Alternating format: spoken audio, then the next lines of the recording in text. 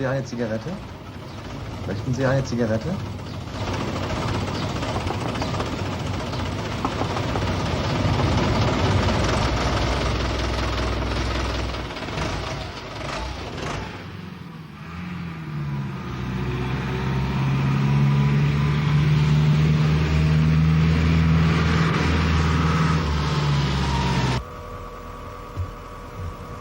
Wie geht es, Karl? Wie geht es, Karl? Und was macht dein Bein? Ich gehe sehr gut, danke. We'll give you the answers.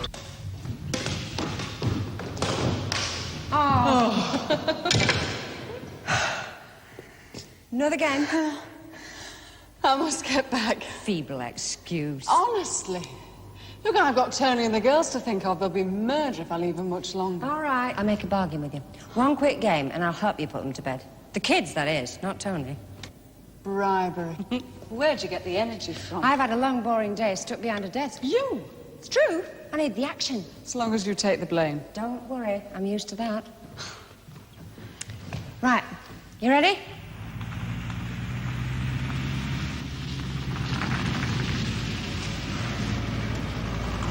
Auf Wiedersehen, Hans. Guten Tag and auf Wiedersehen, both of you. That is the end of the second part in the series, German for Beginners. This program will be repeated next Thursday evening.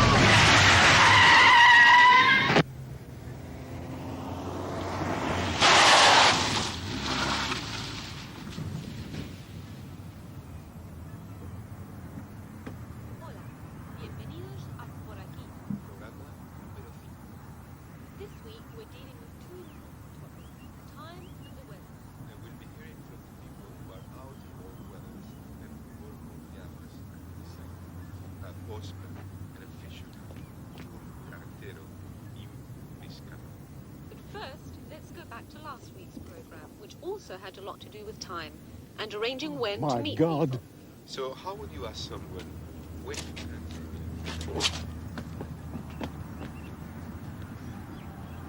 ¿Cuándo nos podemos ver?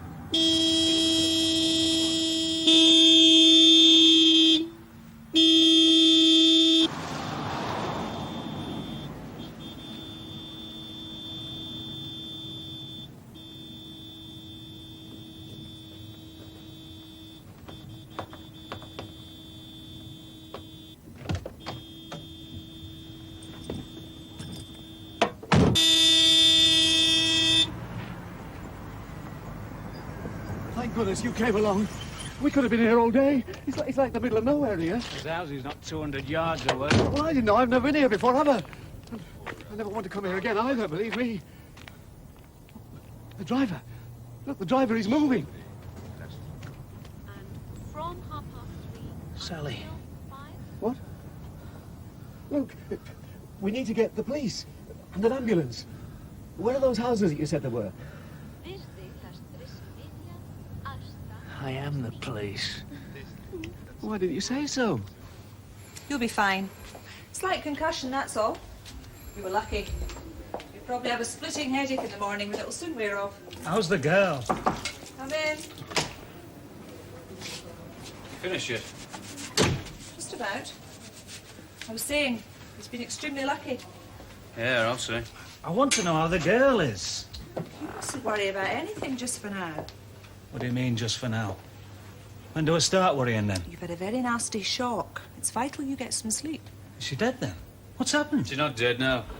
No thanks to you. But she's in a pretty bad way. Thank you, Sergeant. She's got to know sometime. Oh. So you're a qualified doctor, are you? I've seen her. You don't need to be a doctor to see the state she's in. How bad is she? Tell me. We can't see. Why not? Look, I've got her right. Oh, you ought to be in bed. I'll get a nurse to No, take I'm going home. I'm not staying Just here. overnight, in case there are any complications. Hey, I'm the one who's all right, remember? There's nothing the matter with me. I want to know how she is. We don't know anything for sure yet. It's too early to say. And you expect me to sleep? You've got to try. How can I if you don't tell me what's happened? Look, I'll take him home. It's on my way. I prefer to walk. That's out of the question. If you insist on going home, you'll go in an ambulance. Come on, it's only about a mile. Don't be heroic, Kate. It's a bit late for that. You're in no fit state to walk anywhere. I'll get you an ambulance. I've said I'll take him. It's on my way. It's up to you. Better than wasting taxpayers' money, I suppose. Sergeant, I must repeat, he needs rest and quiet.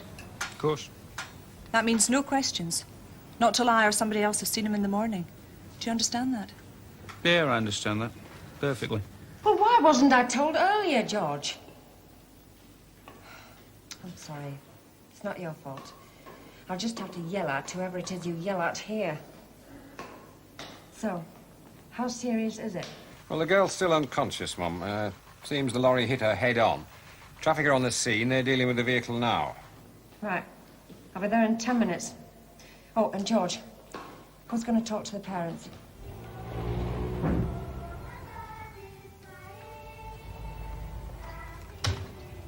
Here's Mrs. Walsh in, sir. I'd like to talk to you both, if possible. Fortunately, she's not been in for the past 5 years.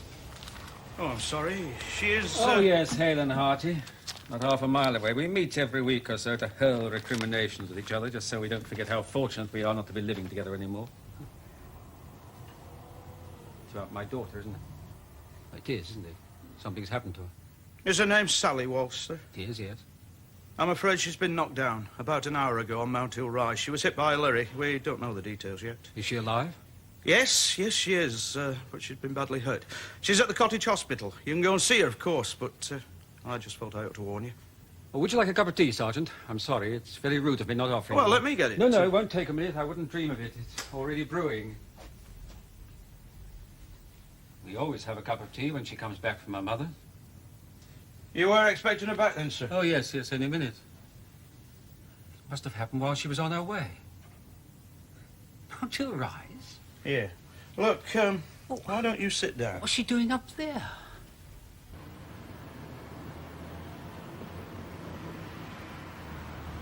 So what happened? What? I asked you what happened. I don't know. I told you. Oh, it's up to you. Don't think we're going to leave it like that, though. We'll be round tomorrow. I don't know what happened. You usually drive with your eyes shut, do you? Can't remember. Well, we'll just keep coming round till you do remember. It's like she just came out of nowhere. I was driving along. And there she was. Smashed. There was nothing I could do. Long day, was it? No. No longer than most. What did? Something catch your eye, did it? Some tart you fancied? Up there. Anyway, I don't go around looking at tarts. I'm happily married. Well, we're all happily married. I'm as happily married as the next man. Doesn't stop your eye roving a bit, though, does it? No harm in that. Speak for yourself. Thought I was speaking for you. You can stop here. This isn't where you live. It's near enough. Oh, come up. No, you won't. All right, then, I won't. Don't make any difference to me. We've got your address. I'll be around tomorrow. I bet you will. Hey, don't lie in. We'll be round early.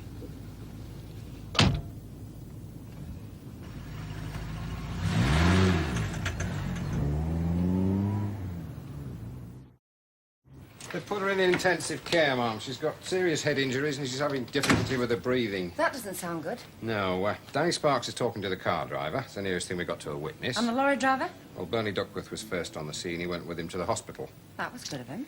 They think he's got mild concussion and shock, that's all. Always the same, isn't it? The poor pedestrian suffers and the driver gets off scot-free. Had he been drinking? No mention of it, no. Just didn't see it coming. Marvellous. Well, it is on a sharp bend, Mum, and there's no pavement.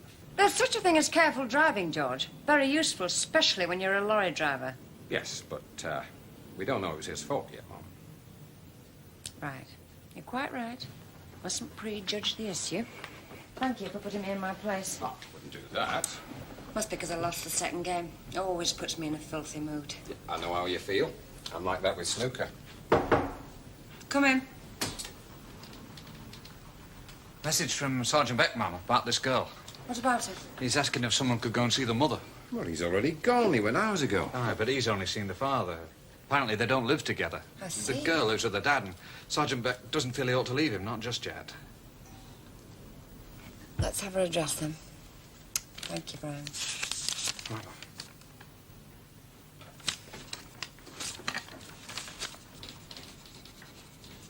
This friend I was playing with tonight, George.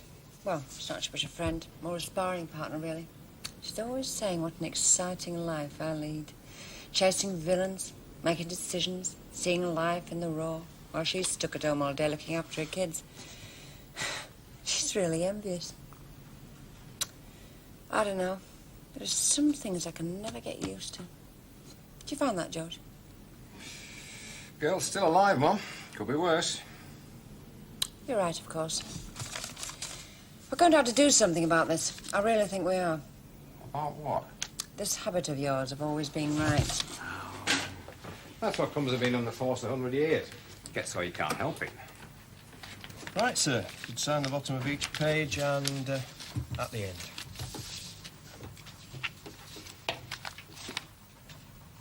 Oh, yes. Yes, I like that. Very succinct. Very precisely put. It is what you said, sir. Oh, yes. Yes, of course.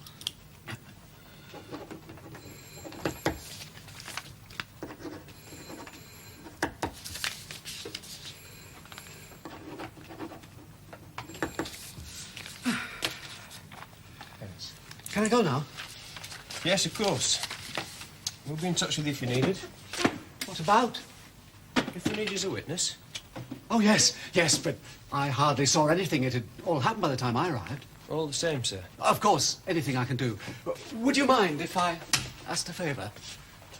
I shouldn't think so. Well, I don't know if it's possible, but if you could send anything, any correspondence to my office address, not my home. That's my card. Oh, sorry. It's my mother. Your mother, sir? She gets so worried, you see. She's always thinking something terrible's going to happen to me. It very nearly did. Don't. But that's exactly it. If she knew anything about any of this, I'd never hear the end of it. I'm sure we can work something out. Oh, and can I ask just one more small favour? Yes, sir. Can I telephone her?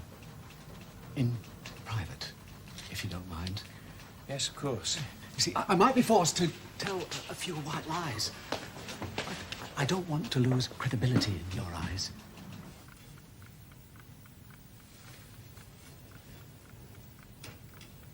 Why didn't you go to bed? That's what they said in the hospital. Well, watch the television then. Look, there's no point just sitting here, love. It's not your fault. You did say it's not your fault. You sound as if you don't believe me either. Of course I do. Yeah, well, they don't. They know it was my fault. How can they know something if it's not true? That's rubbish. Anyway, it's just one policeman. That's all you're talking about. At the moment. Good heavens, love. This is Hartley, not London. You mean you've never heard of closing ranks? Because that's what they'll do. It's what they all do in this country. Not just the police, everyone. It's how they protect their positions. And that's why I want to get out of it. Oh, stop it, Mike. That poor girl's lying in hospital not a mile away. She's nearly dying, and all you can do is make speeches. A girl who I killed. Isn't that what you mean? Well, go on, say it! I can see it in your face. Stop putting words in me mouth. You're not quite sure, though, are you? In the back of your mind there, nagging away. Stop it, Mike. Of course I'm sure. Anyway, she's not dead, so don't talk like that. Why not? How do you think they'll talk?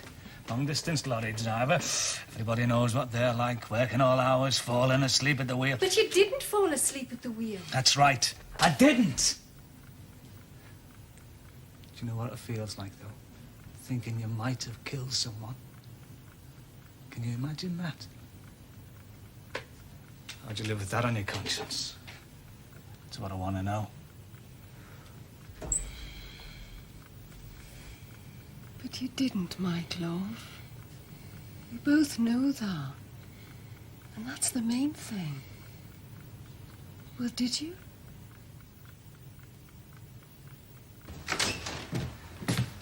What's around, is she, George? Sorry, no. What urgent call on her time is it now, then? Weightlifting, yoga, or one-arm wrestling? Hell, now. As a matter of fact, she's going to see the mother of that girl you found. Oh, she has she? Well, that's good. That's what I want to see her about. I'll wait. Up to you. That's right.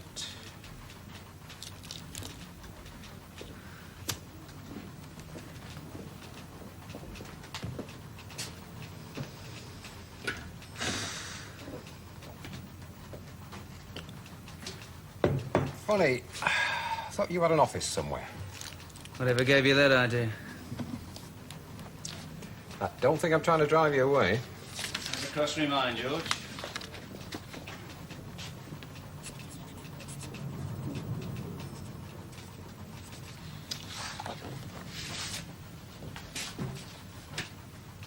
There. Now, I'm all yours, Bernie. Flattered, George. Shall I tell you about my anaglypta? That you what? Anaglypta. Stuff you put on the walls to stop the cracks showing. Just trying to while away the time, that's all. She'd probably be ages yet, you know. Yeah, well, I'm in no hurry. I was thinking about you. I was thinking about your wife. Why don't you get home, give her a treat? Perhaps that's why I stop out, eh? The hours you lot keep. What? I pity her. I said I pity your wife. That's funny. Why? Thanks to you. I'm sorry. Don't apologise. Oh, we had such a nice day. Nothing special, but it was really nice. Oh, that's good, isn't it? Better than having a rotten one, surely. Yes. Yeah, I suppose so.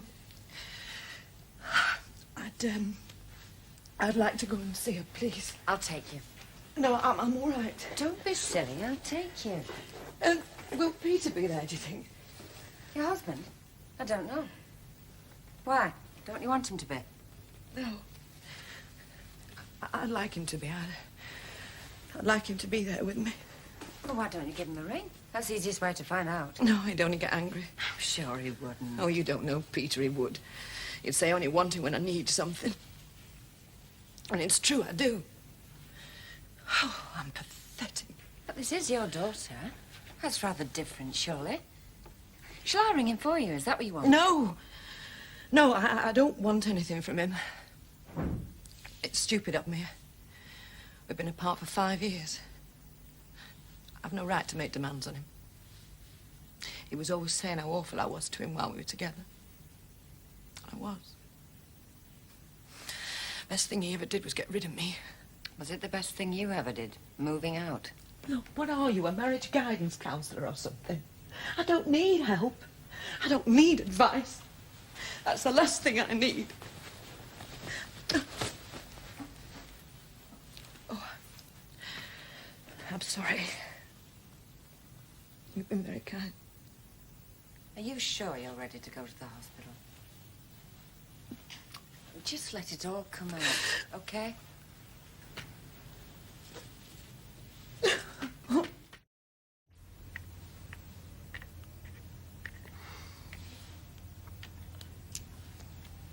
I think you let me win. You reckon? How about best of 3, then? No, thanks. I've taken up enough of your time. I think I'd like to go to the hospital now. I was awful to them, to both of them. And now this has happened. I think it must be to punish me. Of course it's not. It's true. If we'd stayed together, if we hadn't separated, well, she wouldn't have been going back to her dad, would she? She'd have already been at home, and none of this would have happened. She'd have been safely at home with both of us. You can't afford to think like that. Could have happened anyway. You know it could. It's not your fault. Are you married? No. Any children? No. How come? The man I wanted to marry had second thoughts. Probably very rightly. You don't mean that. Don't I? No, perhaps I don't. Isn't it difficult for you in your job? I mean with men. Do you mean men or men friends? I mean finding one who doesn't resent you having to spend Sunday evenings with the likes of me instead of... Instead of watching the telly with them? Yes, well, it does present certain problems. Well, in my experience. Perhaps I've just been unlucky. Or perhaps you've been lucky. Maybe. Anyway, I'm certainly not complaining. Far from it. There are other things in life, you know. All sorts of things like work, friends. Yeah, I know. I keep telling myself that, only I never quite believe it. Why aren't you still with your husband, then? Sorry. No. I got married when I was 18. I had to. First year at college. My history tutor got me pregnant. Is that it? Peter, yeah. He was 10 years older than me. Seemed so mature, knew everything. I thought I was deeply in love. I didn't even mind packing up my course. All I wanted to be was the perfect wife and mother, you know, like you see in the adverts. I'd nurse my genius of a husband and his children and live happily ever after. Then you discovered he wasn't a genius, just ordinary like the rest of us. That's right. Boringly predictable, isn't it? No, it's not boring. Just a bit sad, that's all. Yeah. So I felt trapped and stifled. You name it, and I felt it. So you ran off into the night in search of freedom and irresponsibility. Something like that. And ended up personal secretary to a lecherous old drunk who makes soft toys and lampshades. A right little morality tale, isn't it? And the consequence is, I mucked it all up for me and everyone else. Perhaps you were too young. Happens all the time. But I'm not now. I'm nearly 35 and I'm still mucking it up. And not just for Peter and Sally either. I'm doing it to other people now. Let's face it, I'm a walking disaster area. What are you talking about? Who are you doing what to? Oh, I must go and see Sally. Look, they'll let me know if there's any news. All the same, I can't stop here moaning while she's lying there in hospital.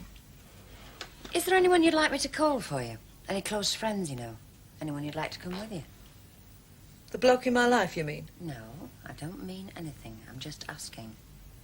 No. No, thanks. There's nobody could be any help now.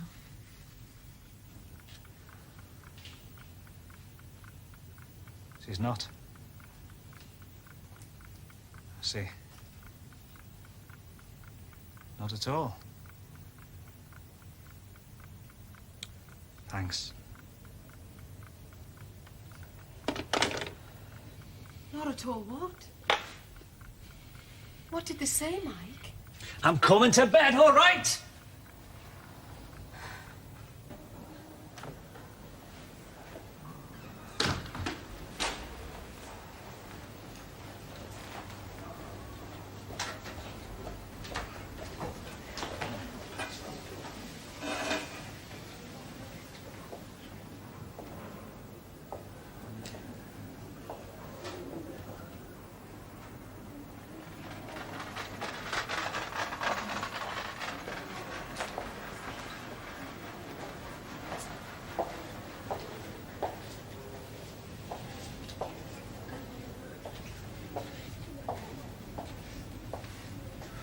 Hello? I'm sorry, Peter. It's not your fault.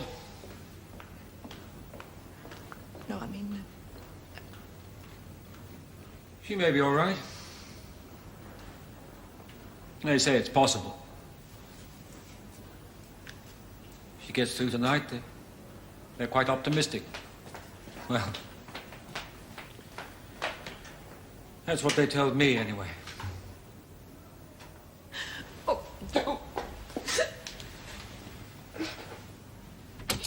What are you saying, Bernie? I'm just saying he's lucky the doctor was soft. How do you mean, soft? Well, if I'd had my way, he'd been down here like a dose of salt, so they got the truth out of him hours ago. Really? Yeah, really. The truth being... But he's to blame, it's obvious. I assume you'd have questioned him first before leaping to that conclusion. Of course I'd have questioned him. That's a relief. Look, I'm just saying there's no doubt in my mind, that's all. Copper's nose, you mean? Yeah, if you like. Rather an unscientific instrument, I've always thought. Look, it's open and shut. We've both seen hundreds of them. He was tired and he wasn't concentrating. You know this for a fact. You could stand up in court and swear to it. I was there. I've seen him. I've spoken to him.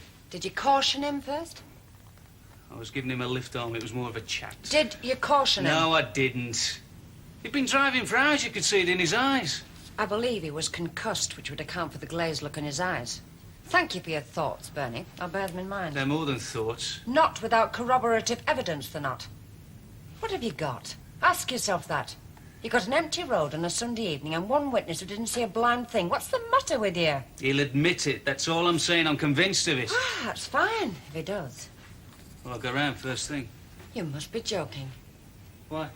Well, for one thing, it's not a CID matter. Well, I'd prefer it if you left this one I with... know what you prefer, Sergeant. What's the matter with you? You're an experienced copper, yet you come in here like some kid with a grudge. What was it you didn't like about him? The colour of his eyes? Was he rude to you? I don't even know why we're talking like this. It's ridiculous. I saw that girl lying there. I know. It's terrible, dreadful. But you've seen it before, and you see it again. And worse. There's something else, isn't there? I want to know what it is. There's nothing. I don't believe you, Bernie. What is it? All right, I can't force you. But I'm here if you want to talk to me. If there's anything you want to say, any time. You know that. Yes, ma'am. Thank you, ma'am. And you're not to touch this case. You understand that? Yes, ma'am. Go home now. It's late. We're both tired. All right, ma'am.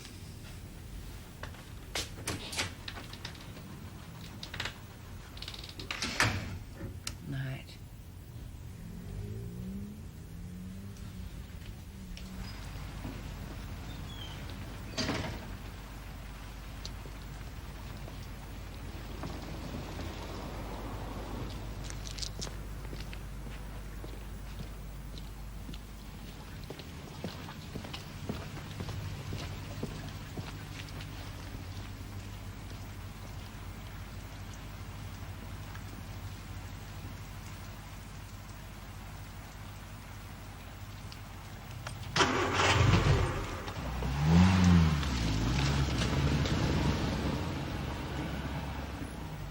You think it might not have been an accident after all?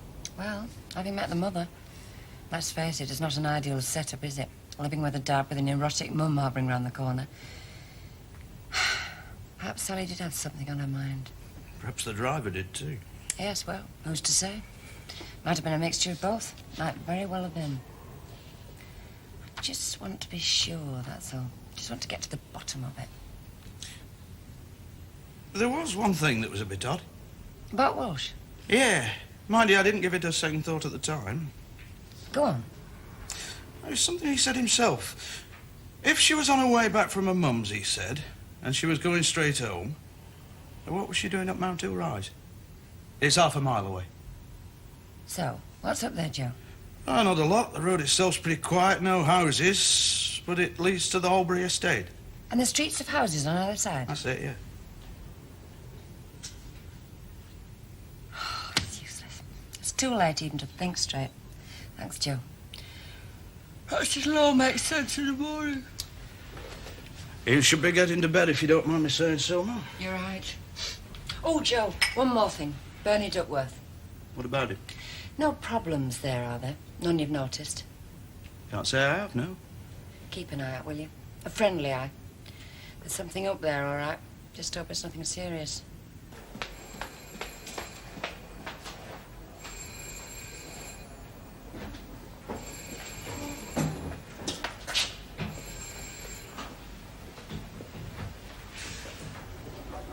How's Sally? Get out.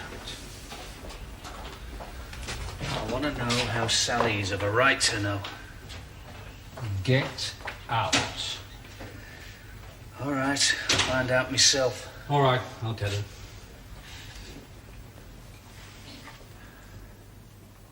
How dare you come here? Why, did I spoil your little reunion? Oh, God, you're pathetic. Don't you talk to me like that. Why, what are you going to do about it? Why don't you leave us alone, all of us? You've done nothing but harm. You've brought nothing but You know, misery. if it weren't for Pet, I'd smash your face. You ought to thank her for that. Shall I tell you something? I don't want to hear anything from you except how Sally is now. You're going to tell me. Up until today, I thought all policemen were scum. But I was wrong, because I was basing it all on you. I met one today who was a human being. Actually seemed to care. Oh, I care. About Pat and Sally, but not about you, because you're rubbish. What about your own wife and family? What would you do if one of them was dying? Go off and spend the night with my wife, would you? Just to take your mind off it. You'd like that, wouldn't you? Don't! Bernie, Oh, don't! stop it! I want to show what sort of man Right, see, Gus! Oh, both of you, stop it! What on earth is going on here? Who are you? Get out of here. It's nothing to do with you. You get out of my hospital. Go on, do as she says, I Bernie. want to know how Sally Walsh is. Who is this man? He's very upset, that's all. Mrs. Walsh, your daughter is still in a critical condition. However upset this man I'll may tell you who he Please is. don't do anything. I'll take complete responsibility. Get out before you make it any worse. You come with me. How can I? You can't stay with him. So you came to see Sally, did you? That's why you came, was it? I'm going to fetch the police. He is the police! He's the police! He's going to take my wife away! A good joke, isn't it? A really good joke.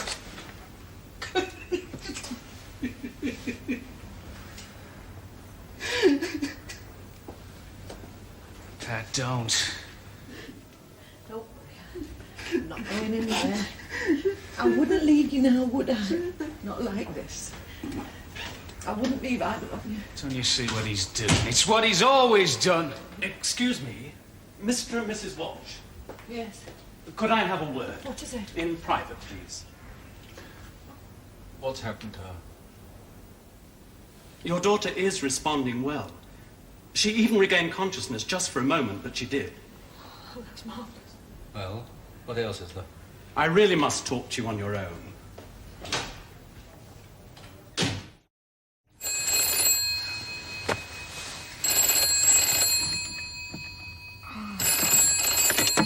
Hello? Joe? Yes, well, it had better be. What? Oh, no. No, I don't believe it. The fool! Yes, of course, I'll be there right away. I want you there, too. He seduced my daughter. Don't listen to him, he's mad. My daughter's had a miscarriage. How else do you think it happened? He's an animal, and I want him apprehended. I want him put in prison, and I want the key thrown away because he's a danger to every decent man and woman. This is a very serious allegation, Mr. Walsh. It's a serious crime. First, he takes my wife from me. He did not. He takes my daughter. Why does he hate me so much? What have I done to him? Oh, don't be ridiculous, Peter. Sally's going to be all right. That's all that matters, isn't it? I disagree. So what are you going to do about it?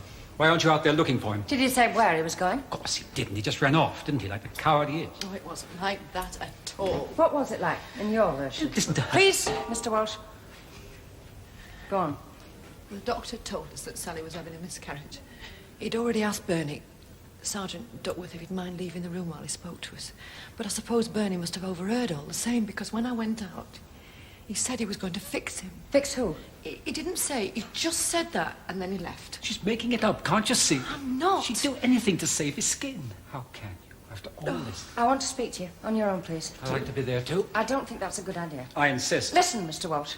Like I said, you've made a serious allegation against one of my officers.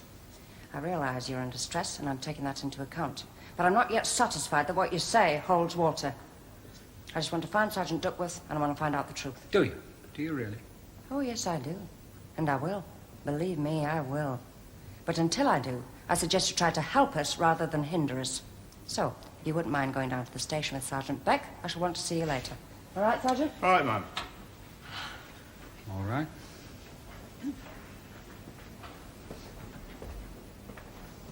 Do you know where he is? If I did, don't you think I'd tell you? I don't know. You didn't tell me you knew him last night. That was different. Why? There was no reason. It got nothing to do with it. It would have been a great help. It would have explained an awful lot. And it would have got him in trouble. Is that what you want me to do?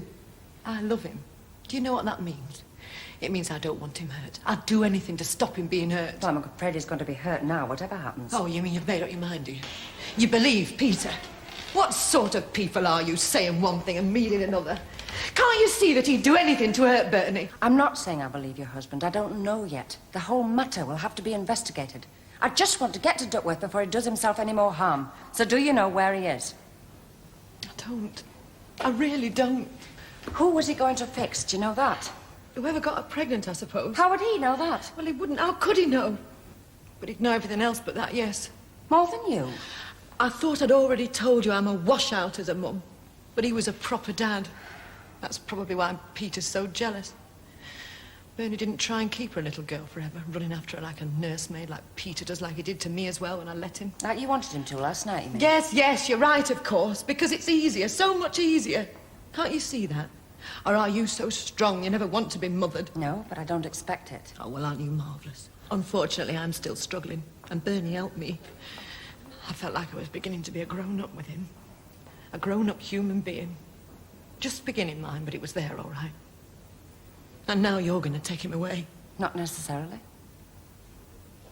So, what do you want to know? About Sally's boyfriends. Were there many? Oh, they kept changing. You know how they are at that age. Every time I turn around, there's a different one. Weren't there any more serious than the others? Yeah, I suppose recently. There were a couple recently. Yeah, one in particular. What was his name? Can you tell me that? Butler, Davy, I think. Yeah, Davy Butler. Where does he live? Oh, I'm sure it's not him. He's a nice lad. What's that ever had to do with it? Yeah. Look at me, I was a nice girl once. Where does he live now? I don't know, not far. Moulton Road, is it? Moulton Road?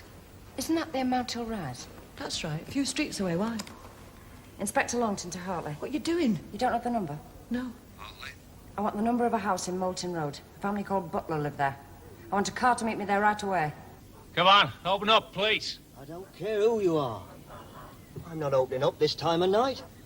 Now, you just clear off, will you? Get off, Alan. Well, I'll just go on knocking then, eh?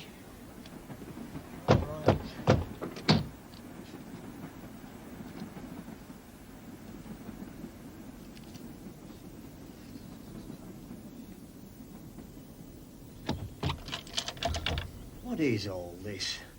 It's not 1984 yet, you know. I want to see your son. Davy? What's he done? It's not drugs, is it? Where is he? Why do you want to see him? Because I'm going to give him a battering he'll never forget.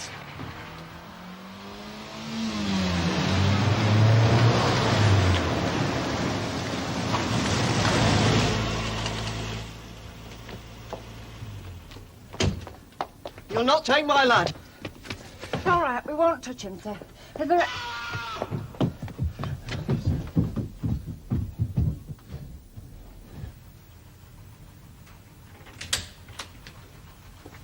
Well?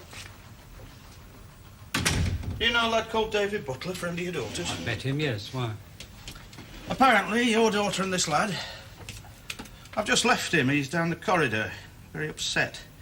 He's very fond of your daughter. He says the baby was his. How'd you get him to admit to that? I'll ignore that, sir. Apparently, she went to see him last night, just before the accident, to break the news to him. Naturally, she was very upset. Naturally. But the good news is that your colleague has been totally exonerated. Is that what you're trying to say? I'm telling you what the lad said, Mr. Walsh, that's all. I thought you'd want to know. Yes. Well, he may have been exonerated from one crime, but I certainly intend to see that he doesn't get away scot-free. I intend to start proceedings against him for assault. And I'm contacting my solicitor in the morning. That's up to you, sir. Yeah. Now, I'd like to go back to the hospital, if you don't mind. To my family. We shouldn't be talking like this, Bernie. We shouldn't be having this conversation at all. Got to talk to someone. You're finished in the force. You know that? There's nothing I can do to help. Thanks. What did you expect? You assault two people. One of them a young lad. Not only that, you lied to me. Look, I know what I've done. I'm not asking for any favours. Good, because you're not going to get any. How could you let it get to this stage? Oh, I see. I've got to feel sorry for you now. Is that it? No. You feel sorry for yourself. Go right ahead. You're going to need it. But you might spare a thought for the other people who are going to suffer. Like your own family, for a start.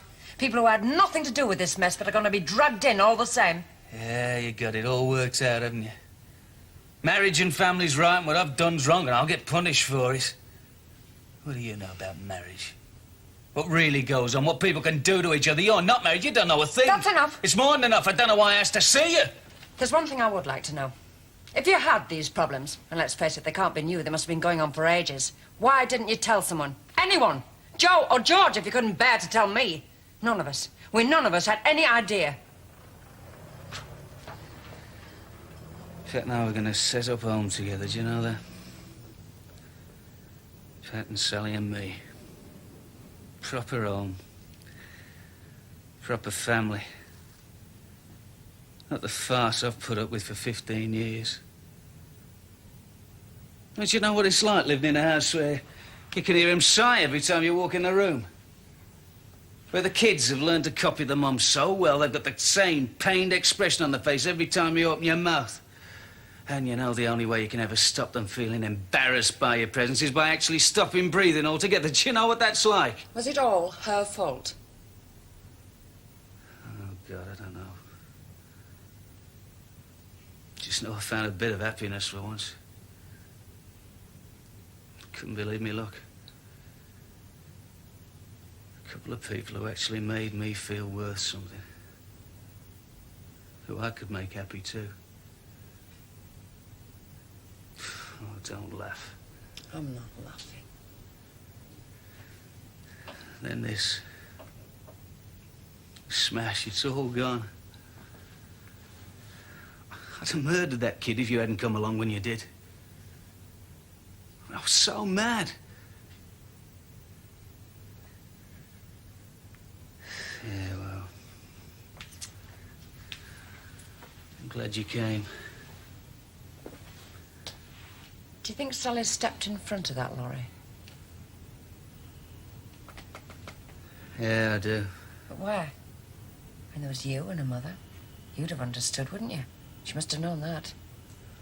Was it her father? What do you think? But why? She wasn't scared of him, was she? She was ashamed, more like. And guilty.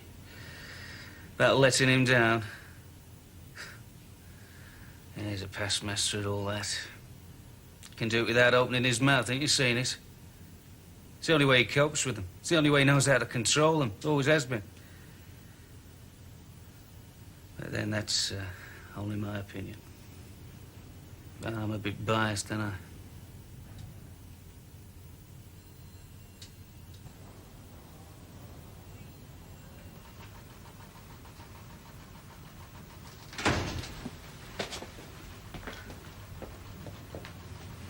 If anyone wants me, George. You'll be at home. I'll try and make sure no one disturbs you. Just for a few hours. That's all I ask. Night. Good morning. Excuse me. Yes, sir. What can I do for you? It's about the accident yesterday on Mount Hill Rise. What about it? I've been awake all night. Can't take it any longer. It was my fault, you see. Like the coppers said. I know it was. So I thought I'd better come in. What do we do now?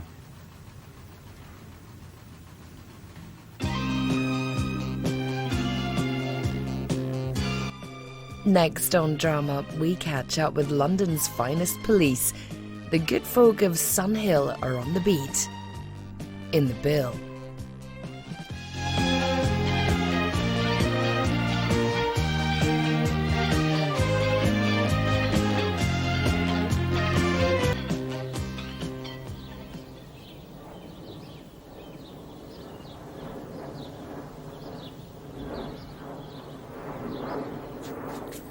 There, the manager. What do you think? Marvellous, love. No one else has got a chance. They'll take one look at you and that'll be it. I don't think there'll be anyone else this morning. I believe it's just me. Well, then they'll ring everyone else up and tell them not to bother, that they've made their final choice. It's what's in here they're interested in, darling. They'll soon learn that. Everyone nowadays, you know, wants degree people, even travel agents. Well, there aren't any degrees in customer relations. It's appearance, presence, intelligence, manner. You are a little biased. Who wouldn't be? I hope you don't mind, Mum. It's something I don't really know who else to talk to about. No, of course not. I don't really know where to begin. Why not start by sitting down? Well, all right. Yeah. Thanks. Janice said she thought you wouldn't mind. Look, I'm not busy. There's no hurry, so relax. Take your time. It's her sister. Janice's sister. That's my sister-in-law. Look, other people's family affairs, I'm sure you get fed up hearing. Brian, I'm glad you feel you can talk to me about it. Please, go on. Well, she's the eldest of the girls. Louise is, I mean. She's 11 years older than Janice. She's had, well, what you might call a rather checkered life so far. The first time she got married, she was only 20, and that ended in divorce. And then she got married again when she was 30, and that one broke up too. Not had a lot of luck, you might say. No. Has she got children? Only the one.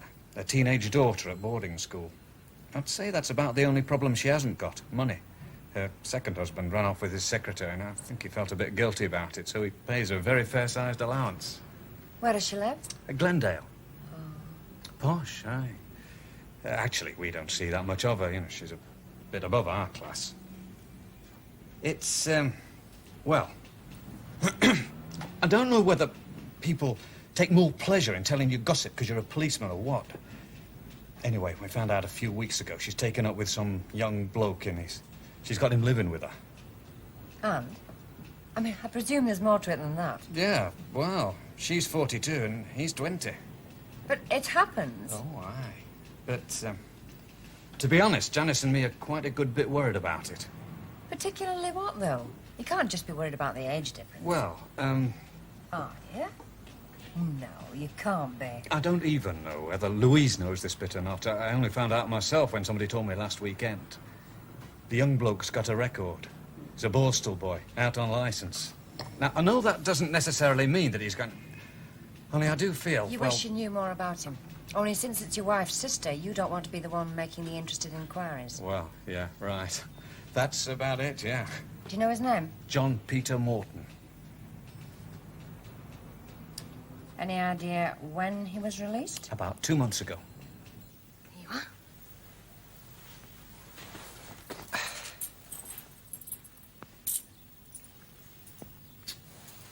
I shall pray. Dear Lord, please give John Peter his big chance. You never know. It might work. What time will you be back? What do you think? Would it seem very pushy if I asked him if he'd like to have some lunch? No, of course not. I mean, after all, customer relations. I do so hate asking you. Well, at least you should be on the safe side, just in case. I know you won't use it if you don't have to.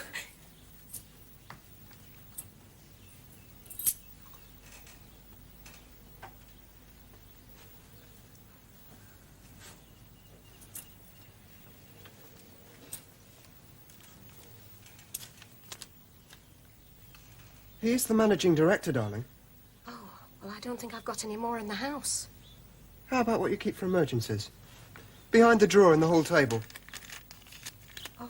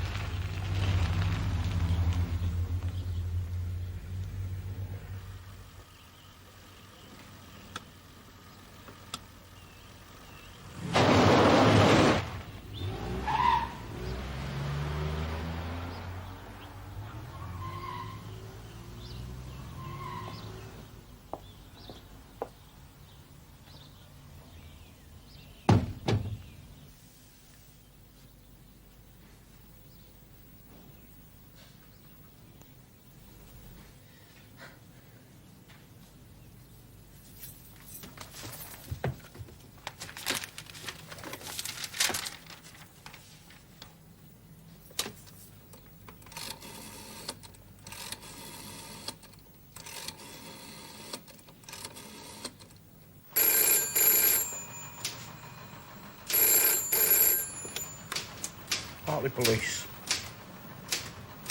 No, I'm sorry, PC Keller isn't available at the moment, madam. Can I give him a message? All right, be like that. Sarge, is it anthropomorphic or anthropomorphic?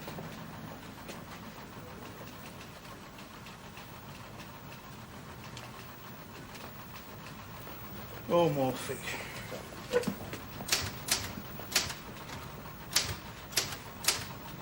Why?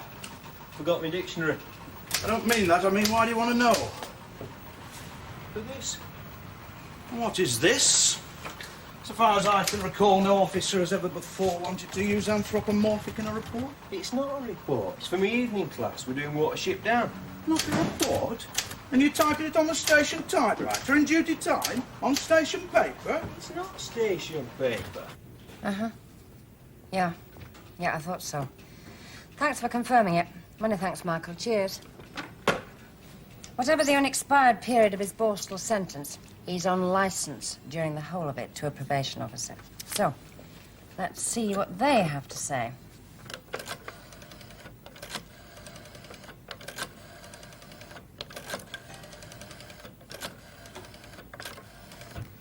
Juliet Phillips, wasn't it? Yeah, that was it. Hello? Is that the probation office? This is Inspector Longton. Could I speak to Mrs. Janet Phillips, please? No, it doesn't matter. Could I speak with one of the other seniors, then? Acre Street, aren't they? Aye. I want to get some more muesli from the health shop. Might just pop over. Hello? Yes, this is Inspector Kate Longton. Who am I speaking to, please?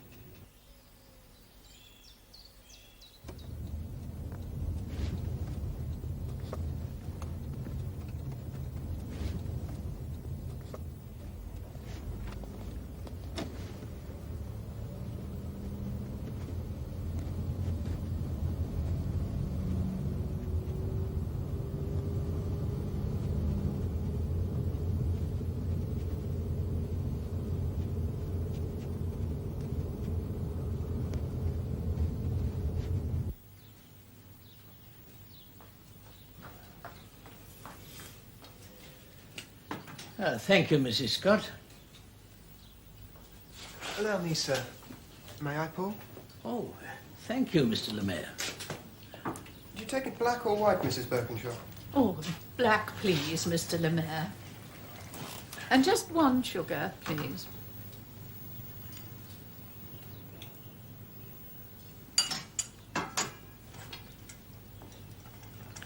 Thank you. There we are. And you, sir? White for me, please. How long did the journey take you? Oh, not very long. About 2 hours. Once you get onto the motorway.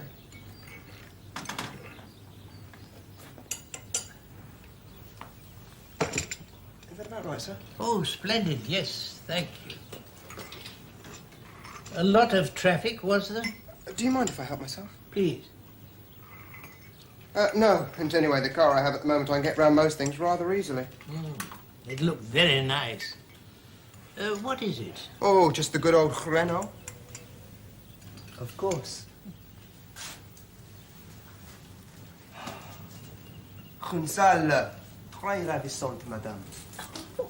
Merci, monsieur. I'm afraid our French is only up to school level. Isn't it, Winifred, eh? Is that where you originate from, then, Mr. Lemaire? Oh, no. I had a French grandfather, that's all. Mine's not what it should be, I'm afraid. I've had a few holidays there. My stepfather was in the diplomatic service in Paris for a little while, which was pleasant. But I was very lazy. I didn't take the opportunity to learn when I should have done. But I mustn't take up your time with reminiscence. I'm here for you to see if I'm at all the sort of person you're looking for. Yes, well, now, perhaps we ought to begin by asking you a few questions, then. If you wouldn't mind, Mr. Lemaire. Of course, anything. Only I wonder, could I ask, it does seem so frightfully formal calling me Mr. Lemaire. Would you mind John Peter? Makes me much more at ease. No, right. John Peter it shall be, then. Of course, it's really Jean-Pierre, but in England that sounds... I think first thing of all ought to be my references, shouldn't it? Then you know I'm who I say I am. Yeah. I keep promising myself I'll have them copied. It's foolish to carry the originals around, but, well, I haven't had much occasion to use them yet. They must be in the other pocket. Now, where on earth? Oh, no. Don't believe it. Don't tell me. Don't say you've lost them. No, not lost. I distinctly remember putting them on my desk. Oh, how absolutely stupid. How utterly ridiculous. Well, now, look, John Peter, never mind for the moment. We can do without those for the time being. I'm a man who likes to make up his own mind. I can always have a fair idea of what people are like just by looking at them. So, tell us a bit more about yourself, and never bother about what's happened just now. Oh, I really am most dreadfully sorry. However could I be such... Oh, let it be. Now then, so how long were you working for this lord, whoever it was, as his personal secretary?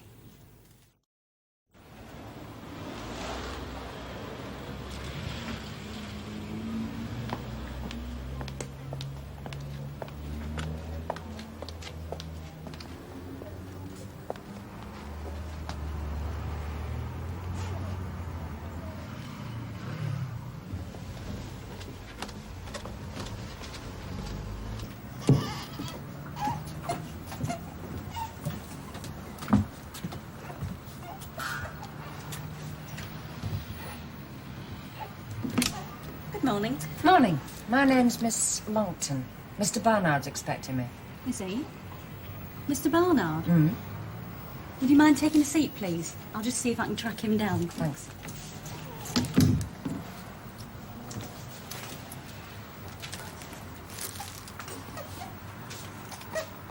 Give it up, my dear. A nice-looking young woman like you. Right. Right, Sarge. Oh, have we got a lamp? There's one in the car. Okay, then. Yep. See you then, Joe. Yeah, right. Good luck.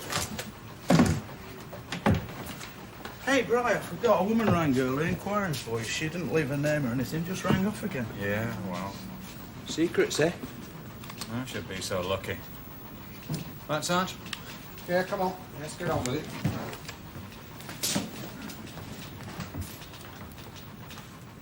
The muck cleaners up at society, that's what my uncle used to say we were. How long was he in the force then? 30 years. And then he went 6 months after he retired, just like that. He always said leaving would finish him. He'd have jumped at it. Going to fish a corpse out of a culvert, his idea of a really interesting morning, that'd be. 30 years, though. Funny sort of life some people choose. It's a good life. I mean, you make your own, don't you? Yes, if you would, please. Thanks, Deirdre. Shouldn't be a moment. Sorry Peter Barnard isn't here. Something very unexpected for him to go like that. No, it's all right. I'm glad of the chance of seeing you again. How have things been? Busy? And you? Oh, very. How's John? John? Oh, the youth club. Well, Nice man, I think. yeah, seems so. One of the legions of disillusioned probation officers. Oh, there are that many. Oh, I don't suppose so. Not really. No more than police officers. There are plenty of those. Heck, that was quick. It was on Peter's desk. Deirdre, this is Inspector Longton. How do you do? Is it everyone in the probation service we're not popular with? I think you're imagining things a bit. And yet you? What? Well, I was sure a request for information would bring the confidentiality shutter down. Well, it depends on the case. This particular lad is rather exceptional. He's Peter Barnard's client, not mine. But I do know about him. We all do. Could I ask you first, is he in trouble? Not as far as we know. Up to now. Will you tell me why you're inquiring about him? Some of it is confidential. It's got something important to do with one of my officers. Is that enough? Okay. What name did you say? John Peter Morton. Oh, how unusual. Why? Isn't that his real name?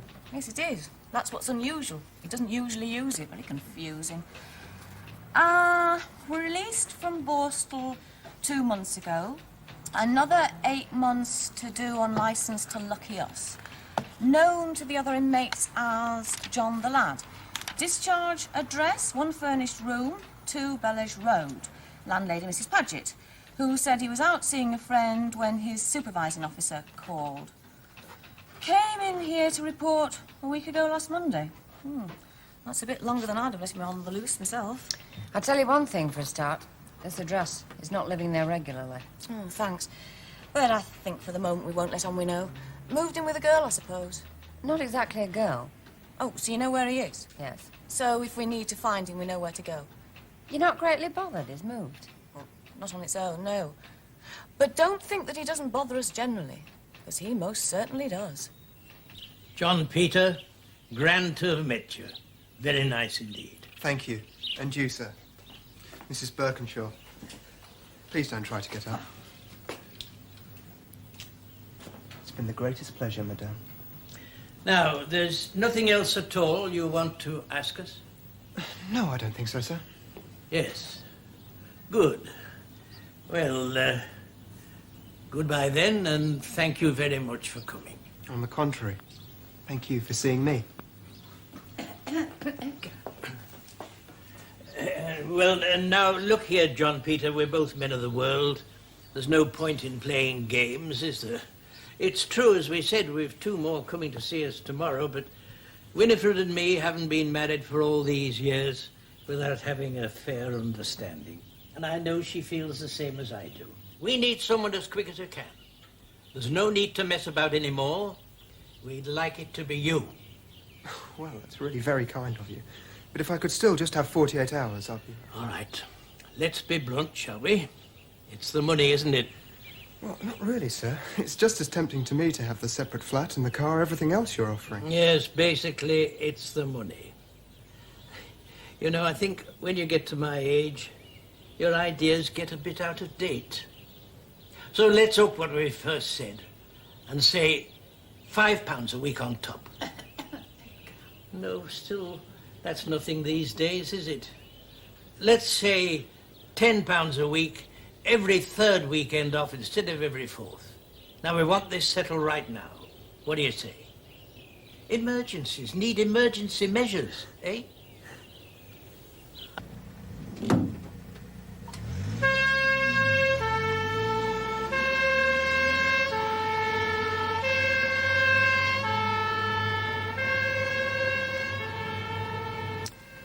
In my opinion, he is what is often known as a psychopath. Psychiatrists. They always hang labels around people's necks if they can. Short-term drives, must have immediate satisfactions, inability to differentiate between right and wrong, lies for the sake of lying, incapable of learning from experience, and is always highly plausible. And so on and so on. All the usual stuff. You don't go much for it? I'm sorry to say, yes, I do. Especially where John Peter is concerned, for want of a better diagnosis. Someone once said they're like flowers without perfume. That is John Peter exactly. But quite bright. I think you could say quite. IQ 146. Keep out of his way. Is he violent? He hasn't any convictions for that yet. But there were one or two rather dubious incidents in Borstal, but it seems they never managed to get to the bottom of any of them. Something to do with a knife, a boy who was educationally subnormal. Oh, another incident to do with a member of staff's dog. That was not at all nice. Are you saying potentially he's dangerous? I would say he could be, very. Especially if someone frustrated or annoyed him.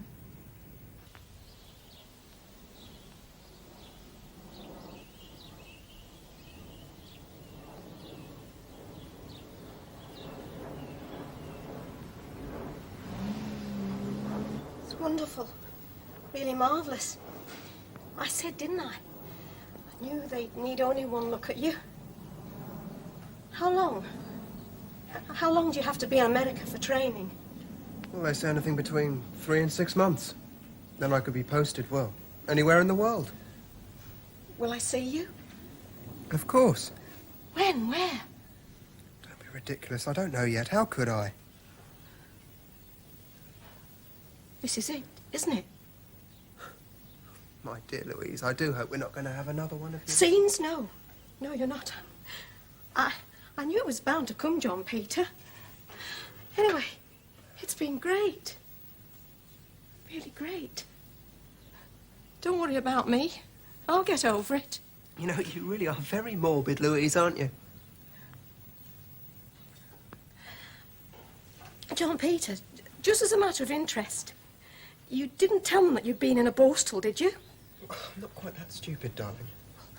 Isn't there something about if you want a visa for America, you have to fill in a form that asks, have you had any criminal convictions? Yeah, I think there probably is. But if you put no, how can they possibly find out? I mean... Unless somebody tells them. Louise? You wouldn't be hinting at something, would you? Whatever do you mean? I don't want any nonsense from you, you know. John Peter, I love you. That's what makes you so unpredictable, isn't it, darling? You've never quite seen it. But I do have an unpleasant side to my nature. You've nothing to be afraid of from me, John Peter. But it's not because I'm frightened of you. I hope you never need be. I noticed your car was back. Observant. I've got certificates for it. How was London? Fine. Not? I just hate having to see a solicitor. Did you see Ellie? Yeah. Had a meal together. How was she? All right. But a hamburger joint in Leicester Square's hardly the place for intimate conversation, is it? When did you get back? This morning. Have you had any food yet? Not yet, no. How about lunch? Can we make it tomorrow? I rather urgently need some advice. You? From me? Yes, me from you. Why'd you do that? Look, early'd suit me better than late. How about now?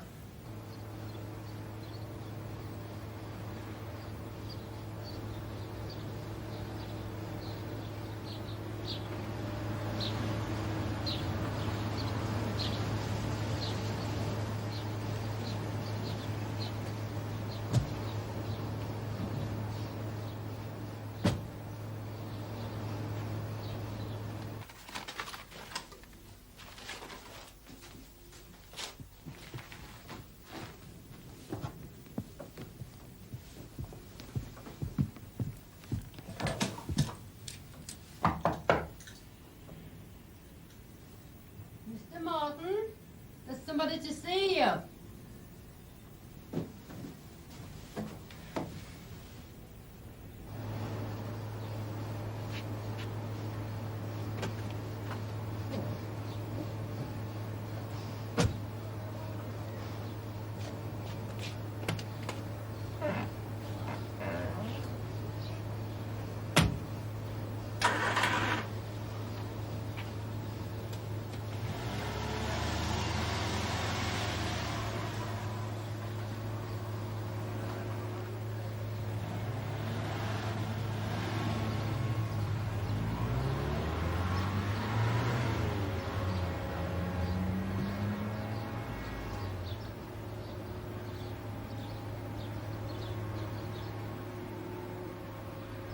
This is diabolic. It's so tough, I don't think I Okay, can... so it wasn't such a good idea after all. I just don't feel like being among a lot of people, he says. As for this... Tea! Without milk. So? Advice. No, go on. Look, it'll keep. I thought you said it was urgent. It's okay. All right, give me something else to think about. All right, if you insist. You see, normally for 2 days, all I think about is Ellie.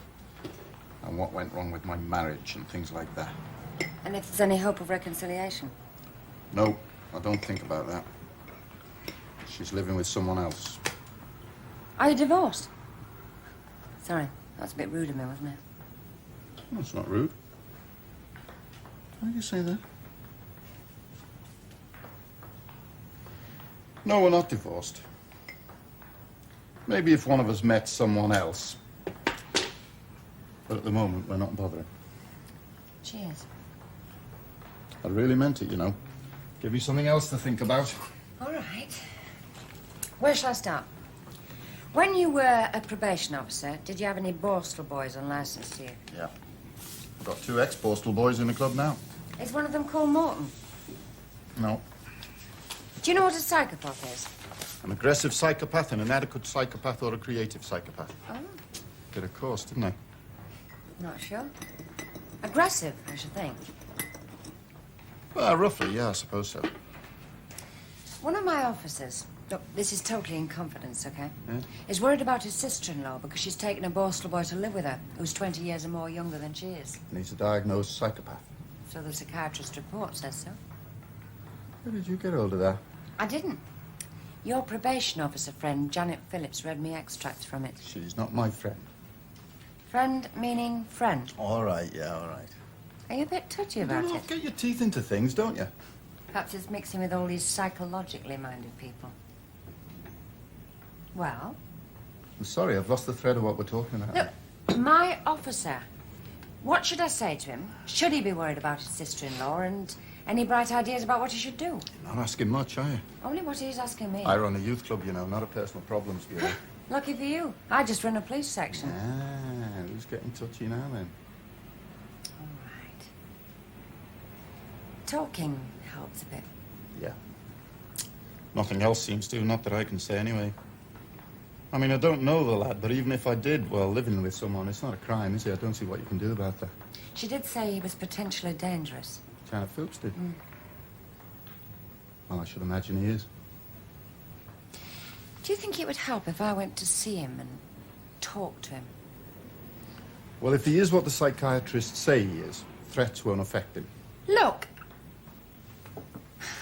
More of an appeal to his better nature is what I had in mind. You could try. But if he really is a psychopath, I don't think you can assume he's got one.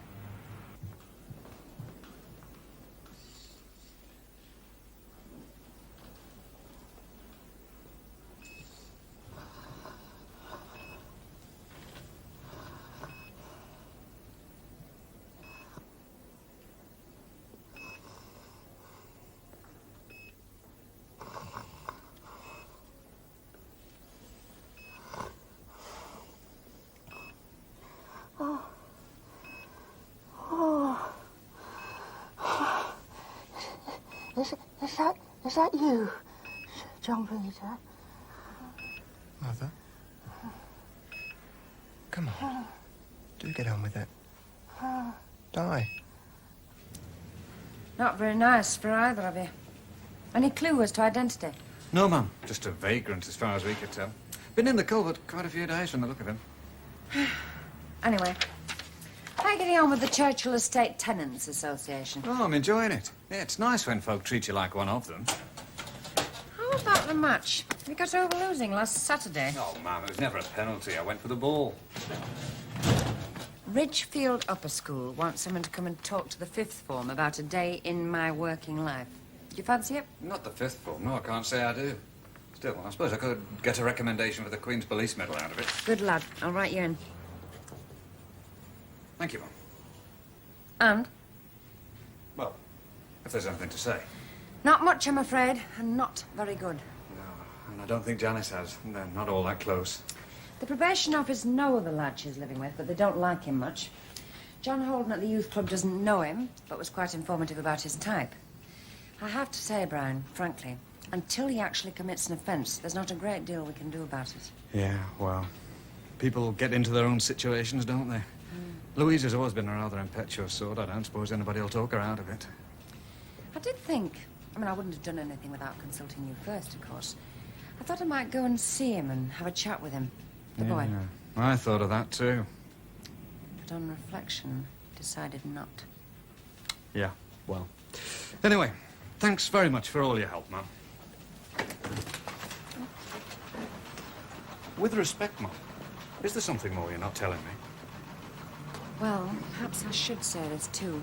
Only whether you tell your wife or not's up to you. The probation service were pretty emphatic. It could be a not very nice character at all.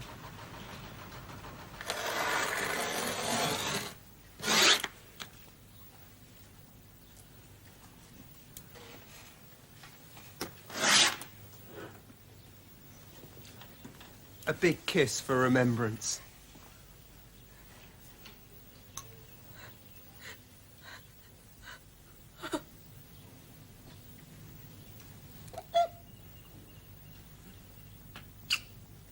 Bye.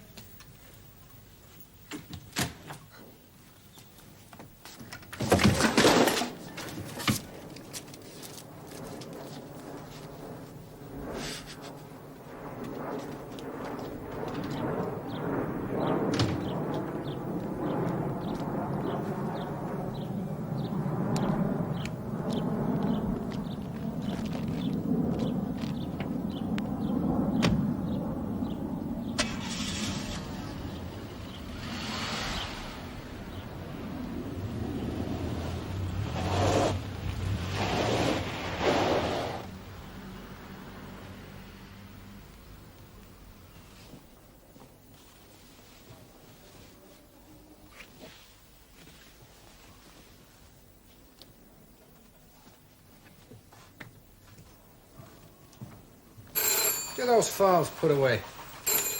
Are they police? Oh, hello, Mrs. Kelly. No, I'm sorry. Brian's out at the moment. He shouldn't be long, though. Shall I ask him to ring you? Hang on a minute. I think you're in though. No, he's here just now. He wants to take a leaf out of mine. Danny, give me what we've got on Charlie Hodgkin and Gary Rice. Right, it's your wife. Yeah, and the ball would be straight in at the back of the net. Is that the scent of freshly brewed tea, son? Yes, Sarge. What? I didn't tell you. You did, Mum. Hello, Janice? State secret. Can we all hear about it? Talk about a waste of police time. Sometimes I do. I just wonder. No, but I mean, what's the hold up there, son? Can you imagine 3 Afghan hours this Trouble is, I'm on duty for another 2 Along the hours. roof without any But look, I tell you trousers what, on I'll have a us. word with the boss and see if I can get over there, okay? All right, love. All right? I said, excuse me, madam. Try not to worry about it. You know I'm I'll get back to you on the phone as soon as I've got something sorted out, okay? Right. Sarge? What sort of a mood she in? Why, frightened over a summer. Stand up to her like I do.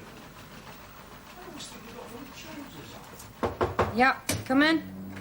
Did you know Charlie Hodgkin and Gary Rice are joint owners of the same club? No, I didn't, Mum. All this time it's been here in our files, right under our noses. Has nobody ever heard of cross-indexing? I expect so, Mum, but things do get missed now and again, you know.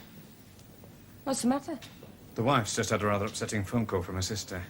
How upsetting. I don't know properly. Apparently she sounded rather confused and, well, like drunk, Janice said. You know, a voice all slurred. Except she doesn't drink as a rule. Sounds to me more like she's taken something. I mean, she is that sort. You want to go and see if she's all right? Yeah, I think I can get Glyn to stand in for me. Yes, of course, Brian. Thanks very much, Mum. Do you think I should come with you? No. Well, I mean, I know how busy things are. Glendale, isn't it? Yeah, Park Road. It'll not be too long if we're lucky with the traffic. Joe, I'll be up to Glendale.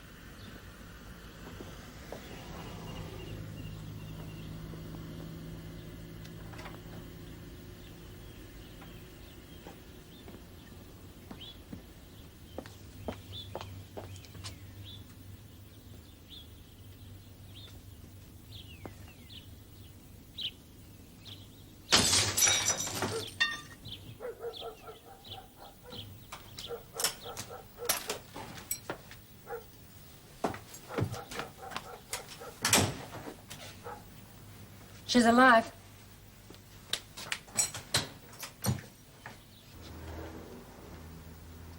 $7499 to Hartley.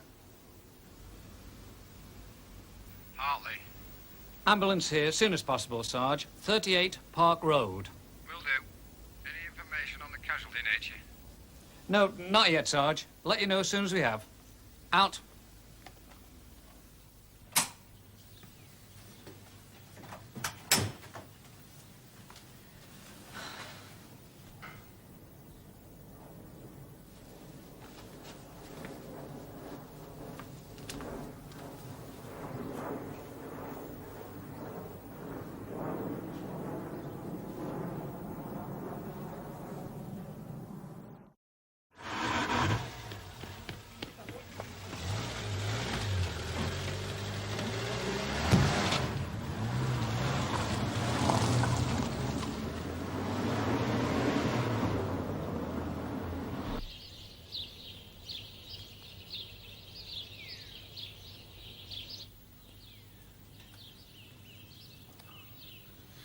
Edgar, please, for my sake, then, just telephone the police.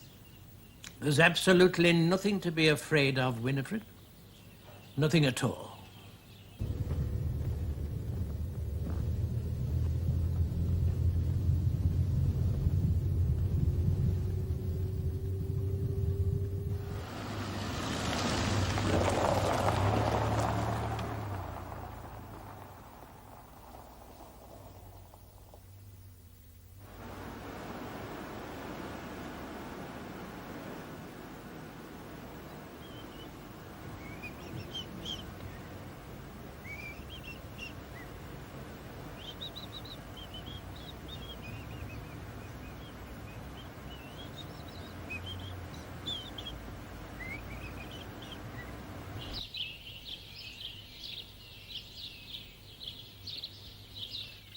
It was Mrs. Scott who found it on the floor there when she was clearing away. Your postal license. Well, there's not a lot I can say, is there, really?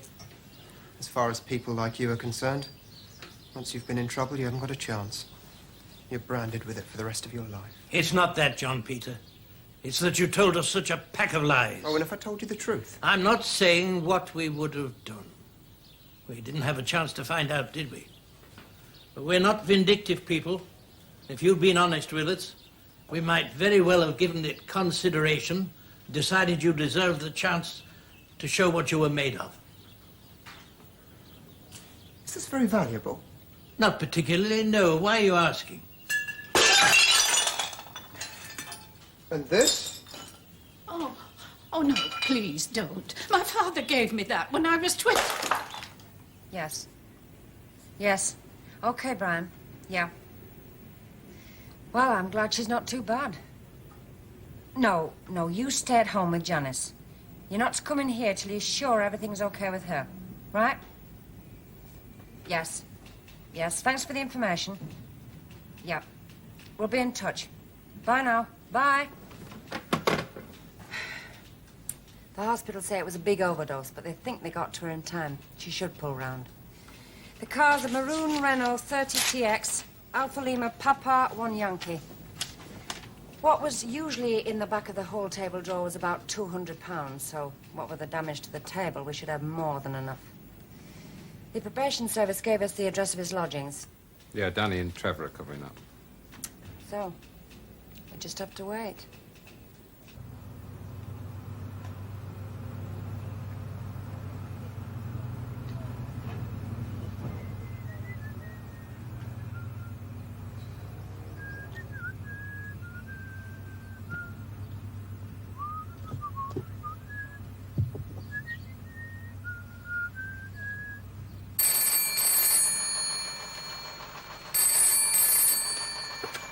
At the police station. Just a moment, sir. Try to stay as calm as possible. That way it's easier for me to follow what you're saying, isn't it? All right? First, if you could give me your name and address, please. Burken.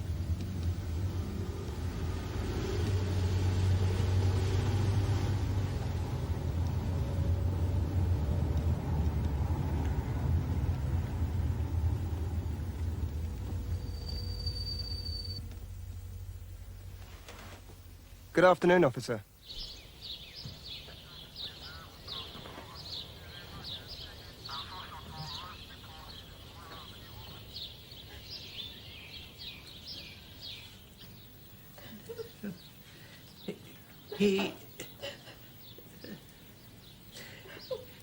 It's...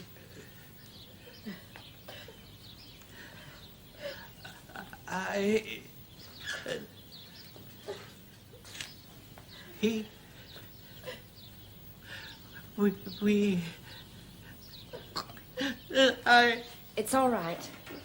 We've got him in custody. It'll be all right. There's nothing to be afraid of.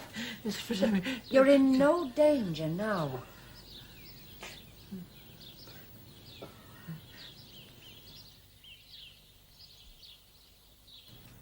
This is all an incredible mistake. It's like a nightmare. I've done nothing wrong whatsoever. What's the point of this? Something wrong? How could a woman try to kill herself over you? Am I to blame? It's no crime I've done. The money from the whole drawer. You've not mentioned it. A going-away present. Taking the car. She often lent it me. Criminal damage to the table. Table. Sorry, that must have happened after I left. And the Birkenshaw's sunroom. Very doddery old people. Always breaking things, don't you find? Let us know when you want to have another try. Oh, there is one thing. Apparently my poor mother's died. I would like to pay my last respects. Could you lay on a car?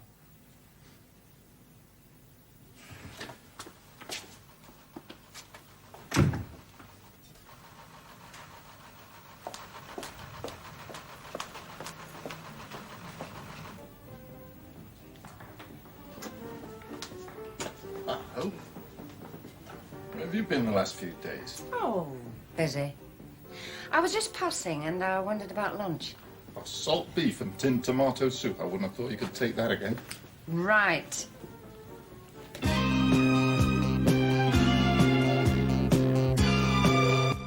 Next on Drama, we catch up with London's finest police. The good folk of Sun Hill are on the beat. In the Bill.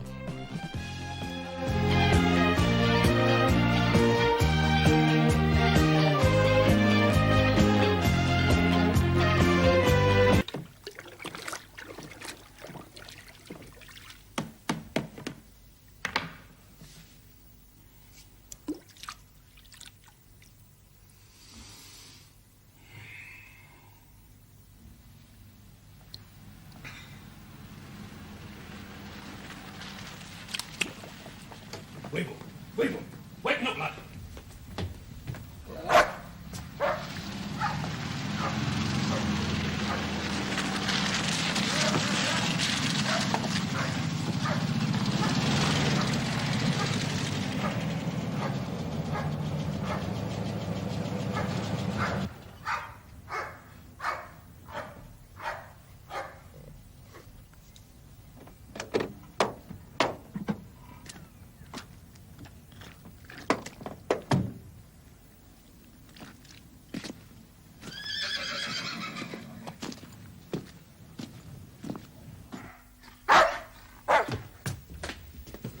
Stay.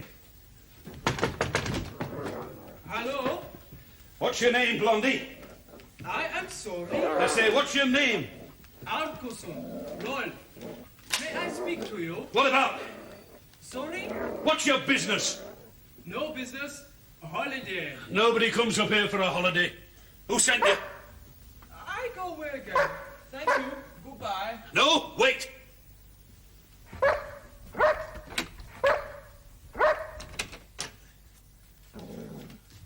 Push. I said push. Get your shoulder to it. Oh, no. Please. I come for help. Where from? Coventry. I see the cathedral. It is most beautiful. Coventry, eh? Well, they've built it up again. That'll have vexed you. Where's home, son? Halmstad, Sweden. I go somewhere else if you wish. Why me? Why come all the way up here? I saw the road to your house. I thought maybe you'd let me stay overnight in your courtyard. Got a passport, Blondie? Yes.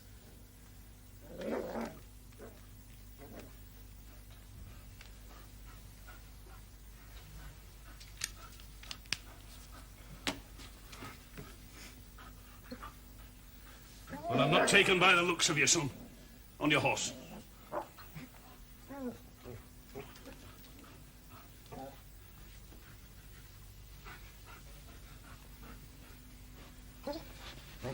Don't touch him, he'll have your arm off.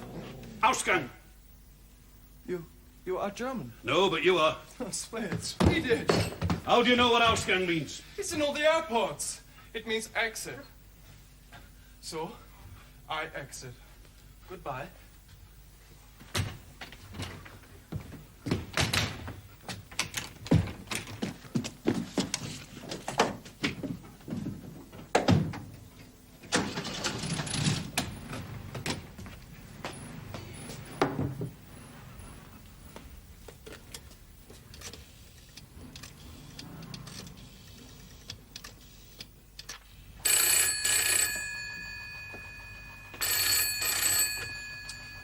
Hartley Police Station, Sergeant Beck. Joe, lad, if you look sharp, you can take him. Peter? He's been here. Damn it, man, he's backing up my track now like an India rubber ball. Mobilise yourself. You can cut him off at Longshore Lane. Peter, calm down. You're wasting time and public money and you could have him. Who? That Kraut. Blonde hair, black boots, Kraut van and all. Right, I'll sort things out this end. You lock up, get an early night, and I'll call you later. I knew you'd help, Joe, lad. I knew it. That's what we're here for. Goodbye, Peter. Oh, a soldier, soldier, won't you marry me with your musket, 5 and rum? Just want you to know, Kenny Brownhill bears no grudges. Good. Nor do I. I was done. Fined. Disqualified. That was the gamble I took, right? But I still say our policemen are wonderful. If you knew what you stood to lose, why go ahead and lose it? Listen, the car was asking to be driven. I didn't murder anyone, did I? It's against the law to joyride in a car which doesn't belong the to you. beak said, don't go over it again. You keep some very bad company, Kenneth. And that's my business. I'm anxious it doesn't become mine. You're a bright boy. Oh, no flattery, please. Right then. Advice. You took your employer's car without his permission. Count yourself lucky he didn't sack you. He needs me. I wanted this little chat to be a friendly one. Sort of friends, are you? What are you trying to say? Every time I look over my shoulder, one of your boys will be there breathing down my neck. For your sake, for your mother's sake, make this your first and last offence. For you, Inspector, anything. Out.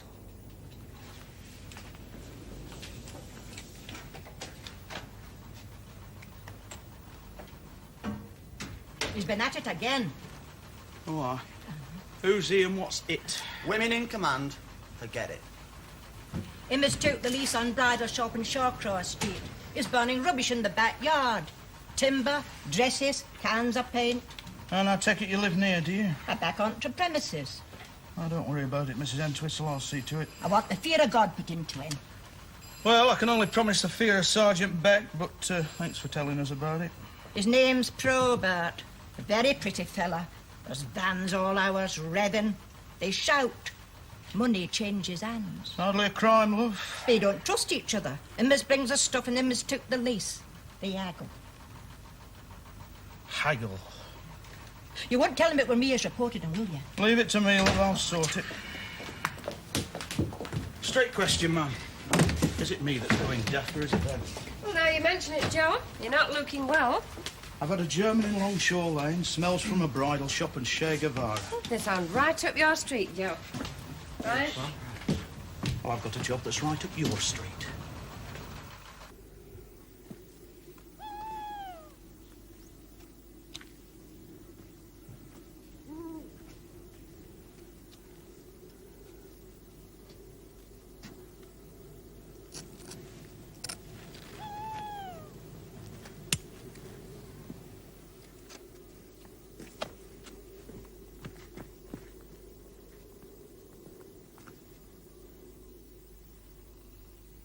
Hey, English! How you doing, huh?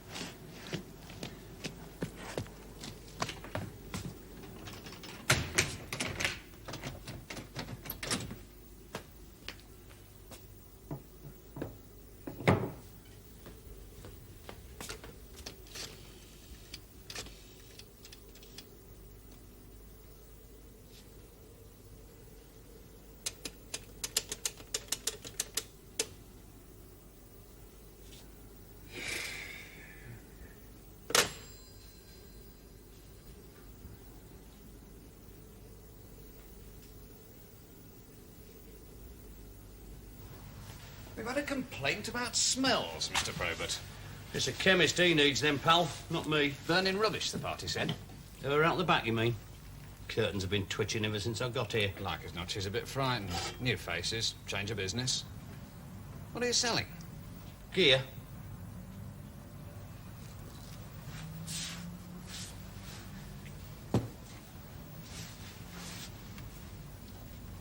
Military? Uniforms, British and foreign, old and new, medals, insignia. We open Thursday. You've taken on young Kenny Brownhill. Yeah. Got done for joyriding in your old VW. So we did, aye. Wouldn't have thought you'd make a fortune around here. You having researched the market and all, eh? Mail order, pal. That's the game for the future. And the future's been with us an awful long time. Could you hang on for a second? How much more have you to burn? Bits and bats. You should have seen the place. Only there's a rubbish tip on the industrial estate. Might keep the peace with your neighbours. A lot of old folk round here. I've seen. And they don't go in for noise. Ah, the Noise Abatement Act. I receive a nice little letter, and if the noise hasn't stopped within 14 days, they'll do me. You've had experience, have you? Listen, pal. I'm not your pal.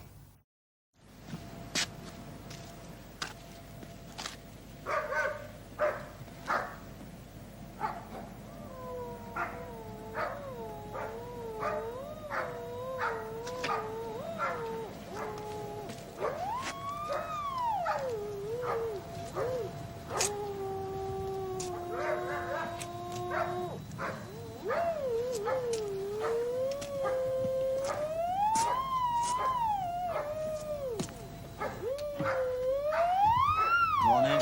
Looking for something, lad? Yeah. When you're caught red-handed, you're supposed to shake like a jelly and start saying I'm sorry. I'll bear it in mind. Get out! Hey, what are you doing with that? It's for sticking through your ribs if you don't come up with a few good answers. What's your name? Kenny Brownhill. Live round here? Hartley. Who's your dad? He's away at sea, has been for 10 years. Derek? Watch it, please. And your ma?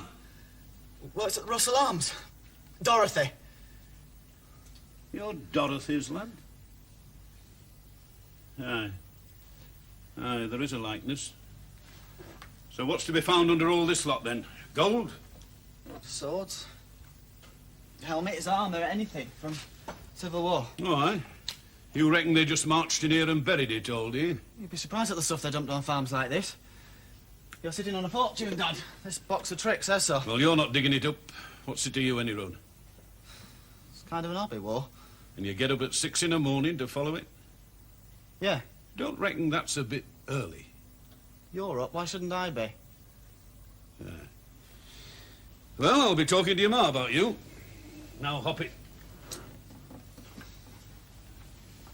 Oi! Dab hand with a pair of pliers, are you? What? Somebody's cut my phone off. Want me to fix it? Aye. Can you? Of course.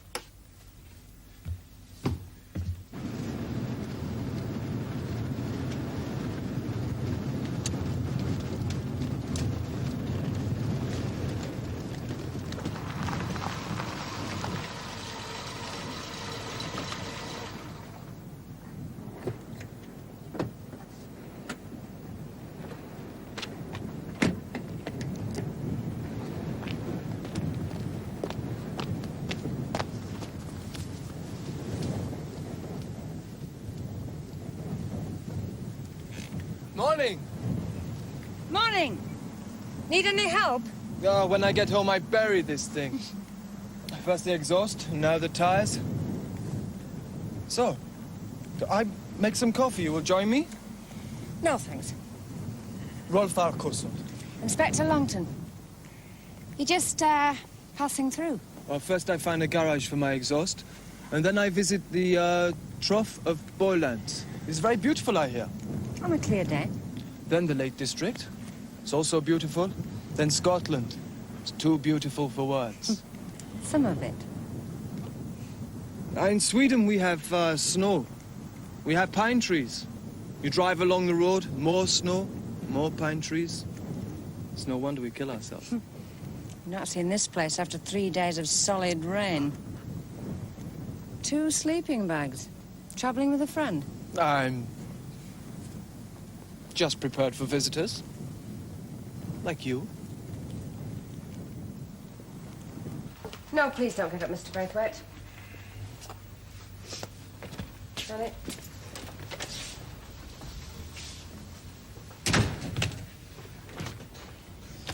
Well, and how can we help you, sir? I hate men, by and large. Oh, him out there's all right, little Joe and all, but by and large, I hate men. I love women. So now you know where you stand. But what's your problem? Some of these young coppers out there, and I've known them since they were knee-high to a kipper. They think I'm just, well, you know. No? Well, guess. I can't. I mean, it doesn't show. What? Me. daft. You're kidding. I'm not saying I am. I'm saying they think I am. You don't? Never crossed my mind. Right then. I saw this German, and they're going to kill me. What for? Mrs. Darbley used to come up and take tea with me. After work. Don't take me for a mug. I want 75 a week and commission. Listen, Kenny. You agreed to a straight wage. So? Put it this way. Dear sir, please send me a Donnan Chapman replica of the 1947 Palestine Service Medal. The lead one, not the tin. Where do you start looking?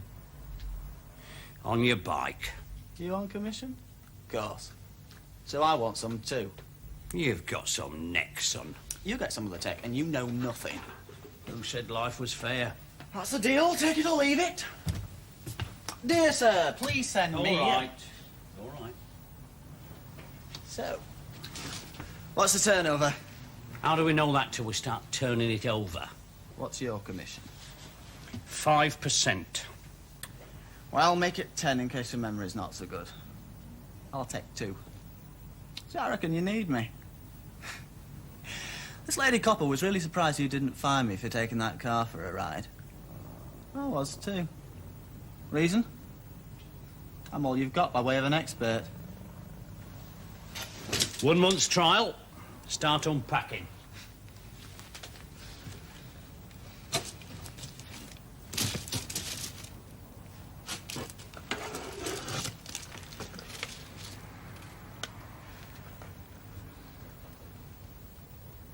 Now that is beautiful. Wave. Come here, lad. Grandad? What are you after? Nothing. Does it ever occur to you that I might just worry about it? A little bird tells me you've been seeing Germans. Oh, aye. Has a name, does he, this little bird? Joe Beck. Never heard of him. Oh, Grandad, it's me, Billy, remember? Look, I'll not be asking you to come live with us again. All I say is, why don't you phone me? Now, I've lads working for me, you know, big lads. And if anyone's giving you a hard time, I'll get 'em up here and sort whoever it is out. Is that one of them out there now? Oh, Ken? No, he's forced on me. He's an employment scheme kid. Fancies himself as a collector of bits and bats. Said there was a punch up here in... 1646. So you let him poke about in my field? Well, my field as well, Grandad. Aye. Andy was here this morning. I put a flea in his ear. He's just a kid. So what? I don't want him poking round my house. OK, I'll tell him. But it's just a hobby. And you were always saying kids have naught to do nowadays. OK, Billy, swing your rook. Conversation's at an end. The offer still stands, though. Spare room? Damn it, I'll convert the ruddy workshop if you fancy it. But failing that, give us a call now and again. Now then, you. What's your game? Say something. In German. Hitler? You are. Wow. Come on, Ken. Now, bear in mind what I said, Grandad. Billy? Yeah? Ta.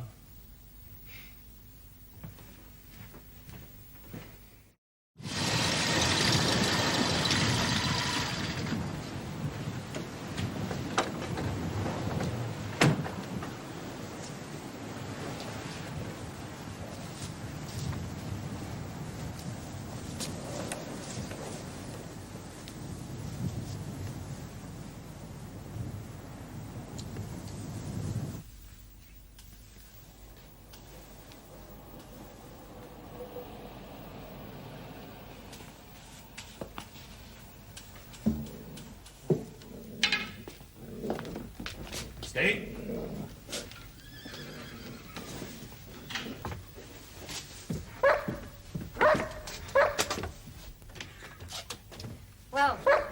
made it. You keep good time, lass, I'll say that. Come on in. Friend, Wavell. Friend. You've gone to no trouble, I hope. Nay, lass, always keep the place neat and tidy in case of visitors. Friend, Wavell. Friend. You'll settle down in a tick. Yes, I'm sure. Now then, what's your taste in music? Nothing too modern, I hope. Oh, I like military music, actually. Scots Guards.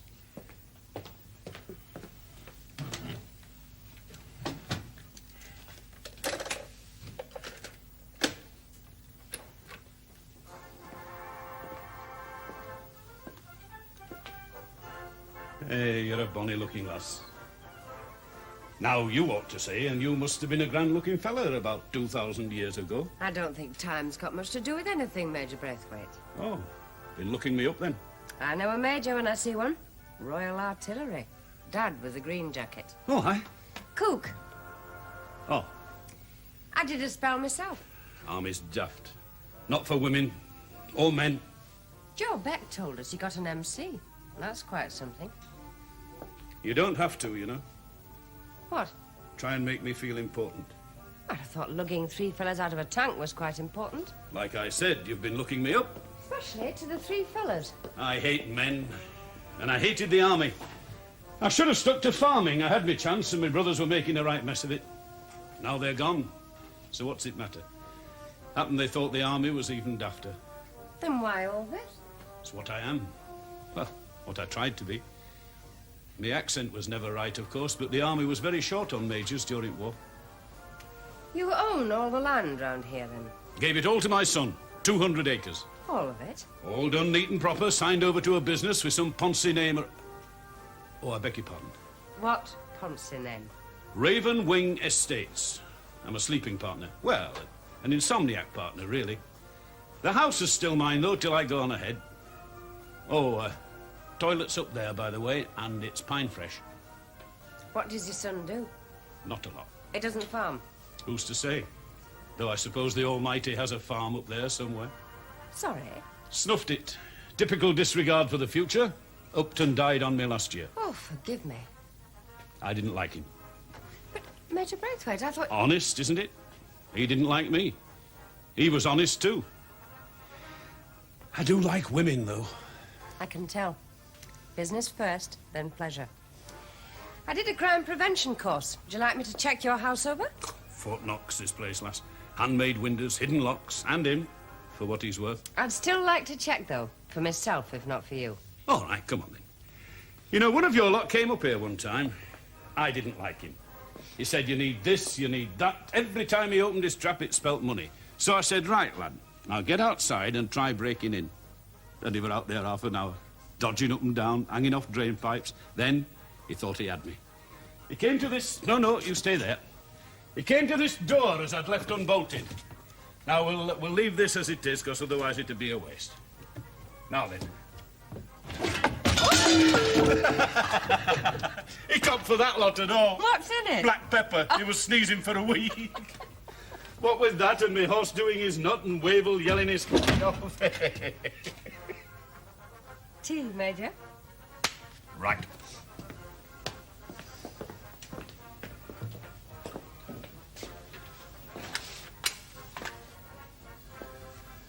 These Germans. Aye. Are you sure you've seen them? Don't know anymore. Maybe that's your company for you. Put me right back on my feet. Have you seen them? Or anyone? They're after me, all right, though.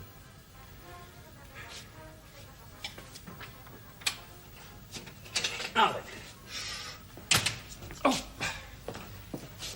Fairy cakes. Homemade, of course. Very nice. How do, Billy? What can I say? Quite a lot, as I recall. I mean, I'm sorry about me granddad and his ruddy jerrys. But while we're up there today, you'd best have these cartridges till he calms down. Yeah, good idea. I'll get you a receipt. Is there anything I can do? As I heard, you'd done your best. Well, I'm glad someone thinks so. But he'll not come live with us. I've asked him a dozen times. Well, maybe he likes it up there. Yeah, and maybe he doesn't like my wife. She says she's happy to have him, but not his dog, and not his horse. Not his photos, and definitely not his home brew. Well, I tell her they are him. Is he getting worse, do you reckon? How do you mean? Up top. No more than the rest of us? Well, I'll talk to him again. Try getting him off your back. Meantime, thanks. Mind you, someone did cut his phone off. The cable outside. One of me lads fixed it for him. Bit of tape. But who'd cut an old boy's phone off, Joe? Fancy a drop? No, thanks. They warned me not to. Well, there's gin and tonic if you prefer. I'll stick with the tea. Wavell, step up, lad.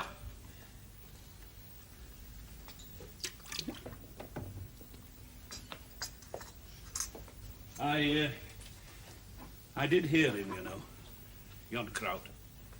And my telephone was cut off. Paid your bill? Cut off clean with a pair of pliers.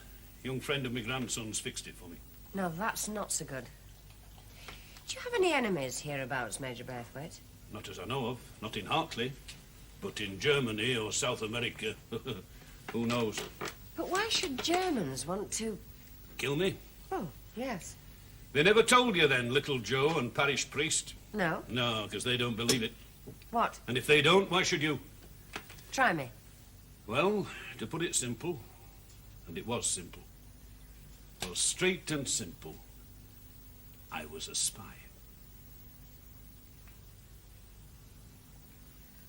What did you spy on? 1940, I took a trawler out of Yarmouth over to Cuxhaven, took photos of boatyards, and then I mined them. But if they'd have wanted to get you, isn't it taking them rather a long time? They can afford to wait, can't they, love? What have they got to lose? That German you reported, he wasn't a German, he was a Swede. Says who? I've met him. He was about 20 years old. It's handed down in the genes, isn't it? Look, do you really think if he'd wanted to kill you, he'd have walked in here calm as a daisy and then walked out again? He was facing a 12 bore. Yes, I wanted to talk to you about that. What's that? Don't be frightened, love. It's me horse. He wants his tea.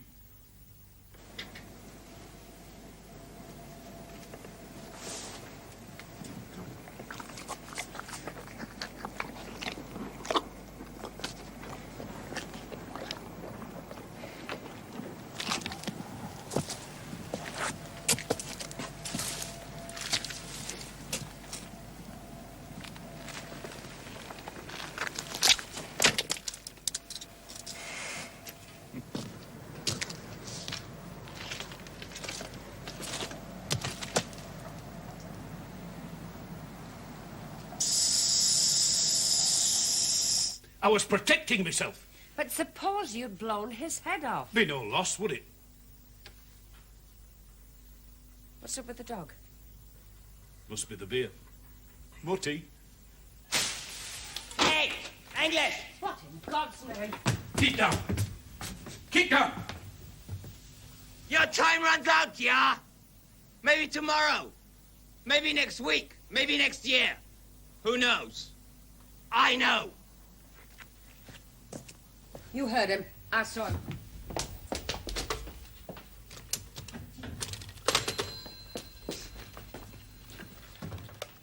Inspector Longton to Hartley. Inspector Longton to Hartley.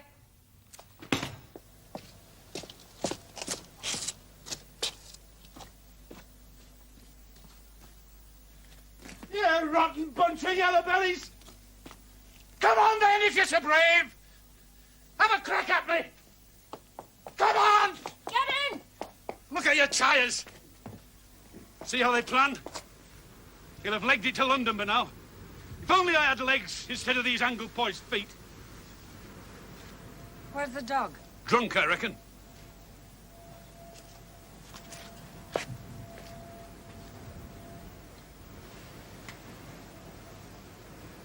Nice horse.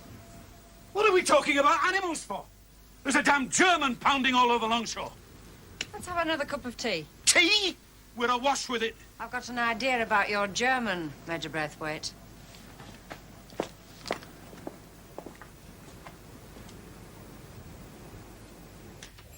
And then she said, to whom am I speaking? Danny, Someone's let 2 of my tyres down. Not 1, but 2. Please arrange transport. I'm at Major Braithwaite's next-door neighbour. Next door, Sarge? It's a mile away. Oh, I could have died. I mean, I really could. You still might. Morning, Mom. Can I have a word, George, in my office? Right away. Yeah. Try that on your lip. You're like I said, Sarge. Oh, enjoying the joke, are we? Well, I did warn you about his beer, Mom. George, I saw what can only be described as a German soldier in Major Braithwaite's yard. You, of course, believe me. Absolutely. I want you to find me a Swede by the name of Rolf Arkersund. There's the details of his motive. I believe he's on holiday, but I'd like to check. You may find him in a lay-by on the Longshore Road. Very good, Mom. Mile-long walk in the dark, I heard. No, on a horse by the name of Kitchener.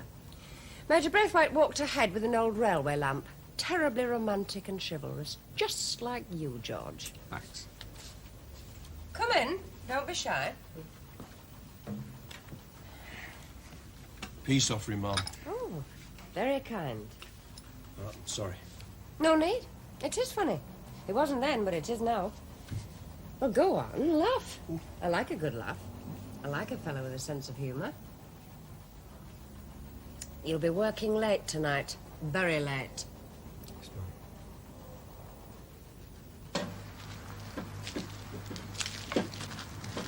Goal-keeping legs, if ever I saw him. Forget it. I've done. Found somebody else. Hands like soup tureens. Has he got a name, this new goalkeeper? John 4 Mile. How's the job? I'm thinking of chucking it. What on earth for? The bloke's selling rubbish. And I'm the expert, so what am I doing patching the exhaust? Took this car for a joyride. Seems fair enough to me. Oh, yeah? You took a chucking it. What surprises me is you weren't sacked. This rubbish he's selling. Come and see for yourself. What is it this time, pal? Personal. Me and Ken. Have you done an exhaust? Go try it. Later. See this? As used by Mrs. Hitler's little lad. Well, if he had done, there'd have been no war. Barrels that bent, he'd have shot himself. Wrong spring in the clip, wrong sight. £2? Every yob from here to the corner shop will be wearing them. As worn by. I should cocoa. These here bend. That's £2 you'll the till. Iron crosses, as awarded too. Clever, these Hong Kongers. Make metal out of plastic. £5. I tell you, Brian. Sorry. Brian'll do. Cosy. Is it all rubbish? Not all, just most. You're fired. Kenny, peg your lip. Think. I quit.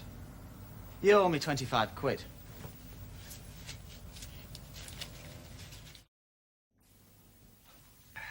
Fair kick to it, Peter, I'll say that. Of course it does. Now you can tell me why you're here. Ah, well, I was hoping to lead up to all that all diplomatically. Oh, not with me, lad. Well, I'll take you for a drink tonight. If you let a few of us in here to wait for your German. Why do you want me out the way? Boss's orders. In case it gets nasty, I suppose. Or in case you blow someone's head off. Who's she hoping to find? I don't know. If you ask me, she'd be lucky. Still don't believe me, George? He's difficult. But he's mine. I mean, I like him. Well, I'm stuck with him, aren't I? And he's fallen for you. And me for him. That'll be his extensive personality and very cloudy homemade beer. Oh, you never did. Only the fairy cakes. Well, I'd see a doctor first thing. So, what are you going to do? Find out who it is that's frightening him. When? Suppose he comes back tonight. Oh, I doubt it. He saw me. He must know we've an interest. So I wait, yeah? Okay. I'll get his phone put right tomorrow. All right, Billy. What's he do for a living? Freezes turkeys, deadens. You can taste the ruddy steroids. You like him? Yeah. He's had a go, which is more than you can say for some. His dad were a right pig. Young Billy's dodged more left hooks than John Conti. Right. You, me, Brian and Danny, Longshore Farm tonight.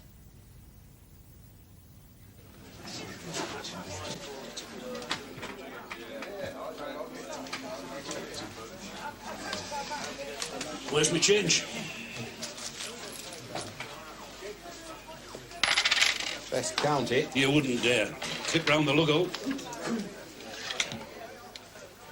Your health, Peter. What's wrong with it? Oh, you've too much of it. Long may it be so. So, let's hope your lot are enjoying my hospitality back at the ranch.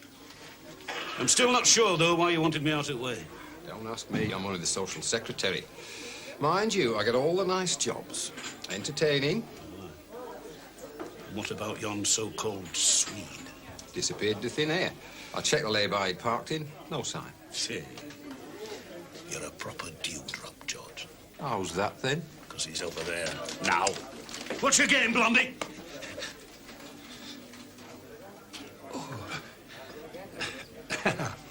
What's,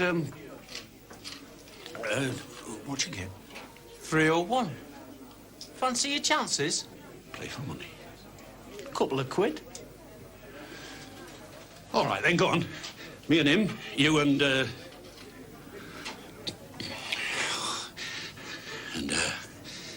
OK.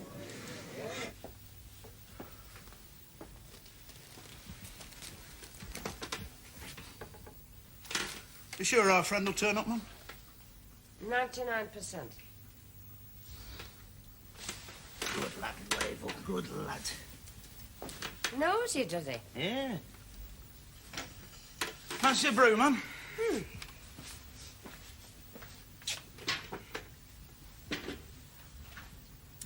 There's fairy cakes in that tin over there by the cheese.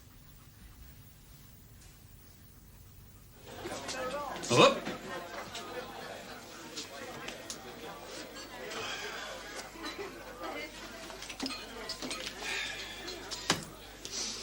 Here you are, then. Fancy another? I don't give it away, you know. I do like women. You know, my wife had a blue rinse once, only she had it all over. You've missed half. Never mind, you're bonny with it. I'm sorry. How old are you, Grandad? 132, and this beer still goes to me head. Makes me silly. One more game, then, eh? I was always a sucker for a pretty face. Steak's gone up. How much? Tenner. 10 quid. Oh, well, you're only a lad. If you win again, she can have the rest of her hair done. Me to start, I think.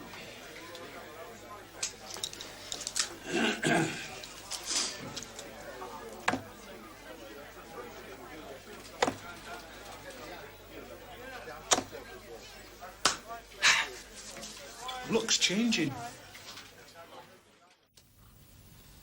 Oh, there's no sugar, Brian. I do apologise. It'll never do, won't that, Danny?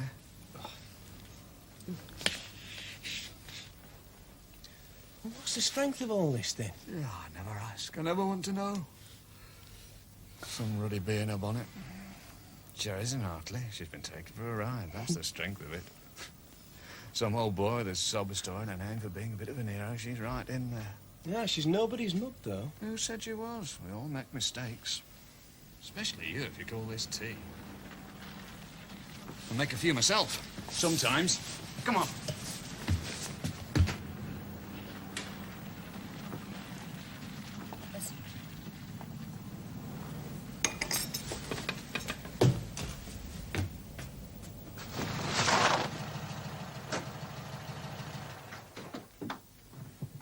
English! This time, maybe. Or maybe you feel lucky, yeah? Or maybe you don't. This is how it goes, Major. We wait years.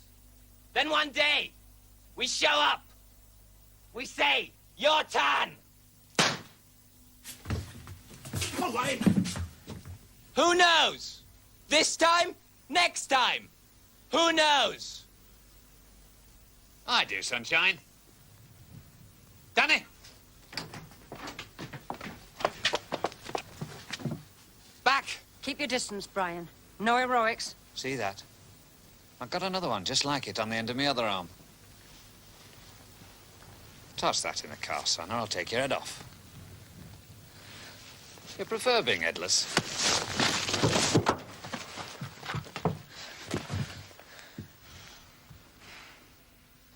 Oh, no, starting first I want to see one, Mum. So, I get fined for cutting a telephone cable. Naughty, naughty. Fined for impersonating a police officer. Or was it a Nazi? They seem to be one and the same. Yes, you will be fined, but you won't be able to pay. My granddad will. He'll always pay. Do you know why? Because he's a mug. He's a sentimental old fool. He believes that blood is thicker than water. Well, I believe that money is thicker than both. You need bail. I just said. My granddad'll stand for me. Well, go and ask him. Are they here yet? Ask him in, would you, Joe?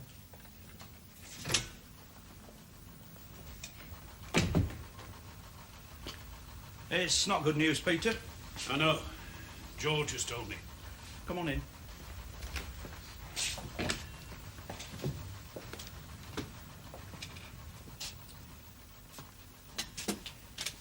He's been trying to frighten you. Out of the farm.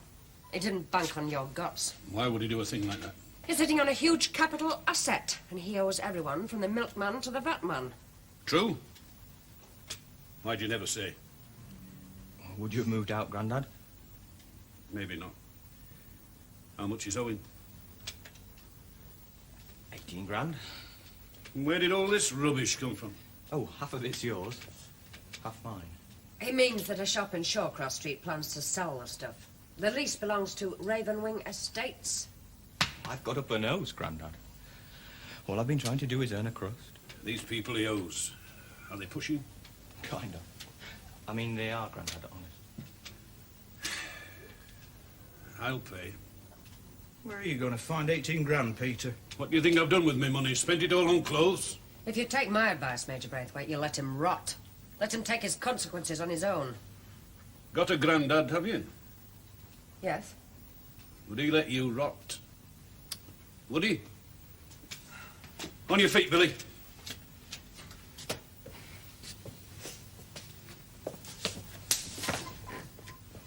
Now you can take me home. My home.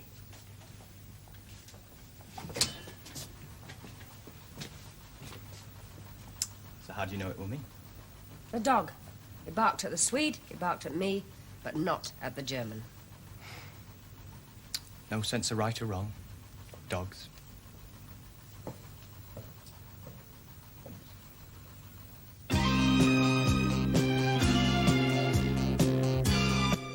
Next on Drama, we catch up with London's finest police.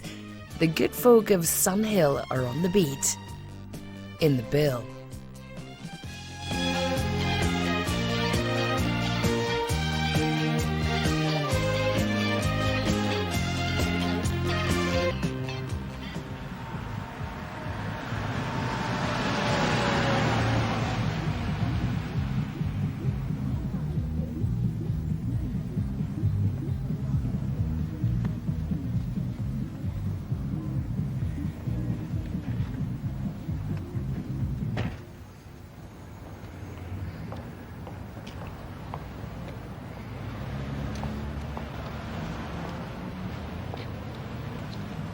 I thought you said it would be crowded. It was last time I came.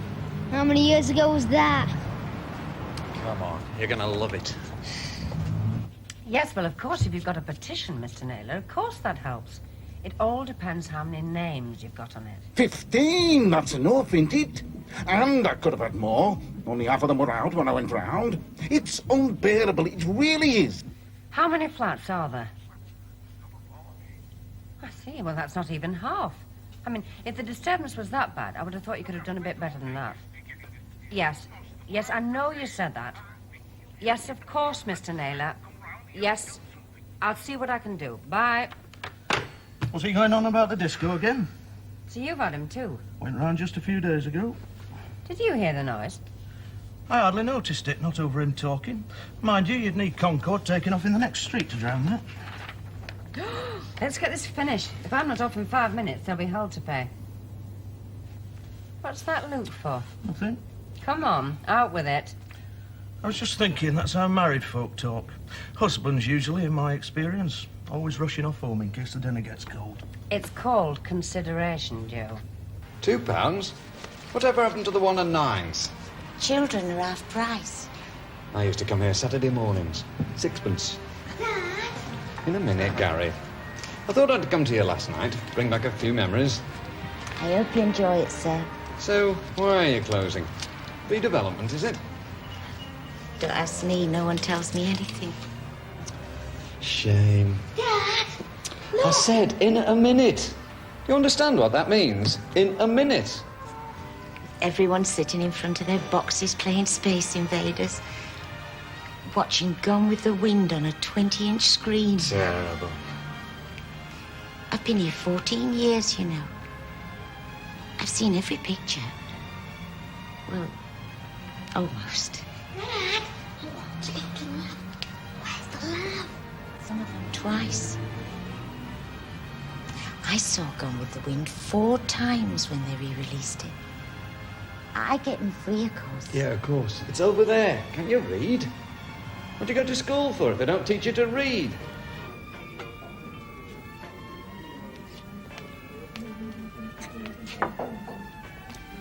Oh, that was very nice. Better than salt beef sandwiches and tin tomato soup. Lacks the simple charm of your office, but still. Coffee. Go on, force yourself. Live dangerously. How much is it? Ah, well, this one is on me. John, I'm not having this, I mean it. Why on earth should you pay for me? What should we do now? John, I won't come out with you anymore if this is going to happen every time. Should we go for a little drink? I know a nice place just round the corner. Thinking? Well, I'm paying next time. I don't really want another drink. Not after all that wine. Well, you're not going to ditch me in Hartley in the middle of a Saturday evening, are you? Actually, there's someone I want to see. Where? Won't take long. And you can come as well. How about that?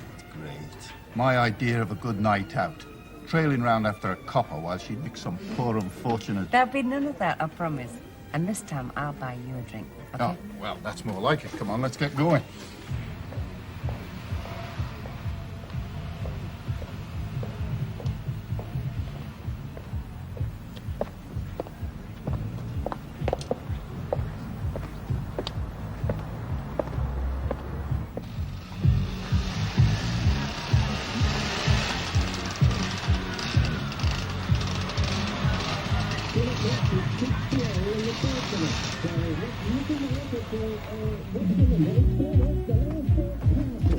You're not taking me here, are you? That's right.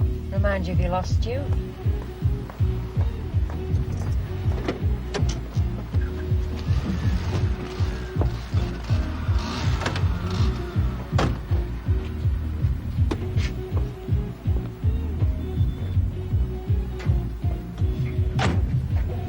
Thought you'd like a dance. Make a change from all that table tennis and jogging.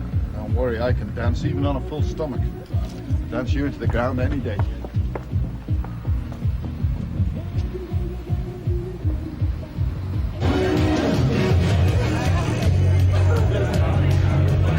Evening, John. Oh, hello, Linda.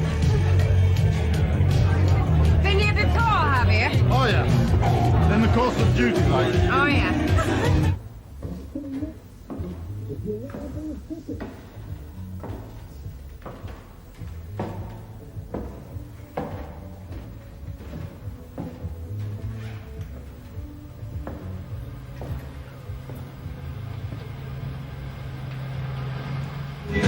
So what are you here for, apart from the pleasure of my company? You've come to nick a few kids for drinking underage, haven't you?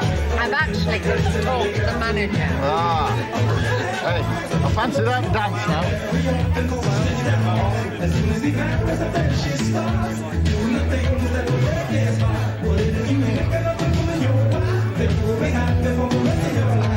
Oh, there he is. Look, I won't be long, John. Well, he's not going to run away, is he?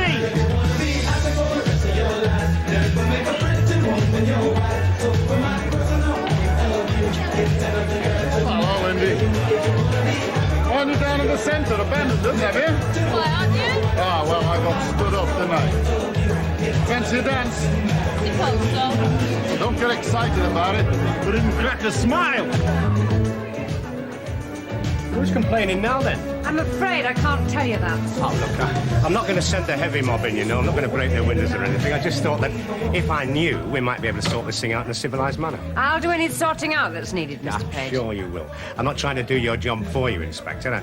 I just thought that, well, it's daft, isn't it, all this, surely? Daft it may be, but your club's already extremely unpopular around here. Oh, it's not my club. I wish it was. It's coining it, is this place. Hand over fist. Wish I could make a few bob out of it. You're the manager. Aye, I've got all the responsibility, none of the profit. Sit yourself down. Thanks. They sent me anything here from Manchester, you know. I couldn't work out whether it was promotion or they couldn't bear the sight of me.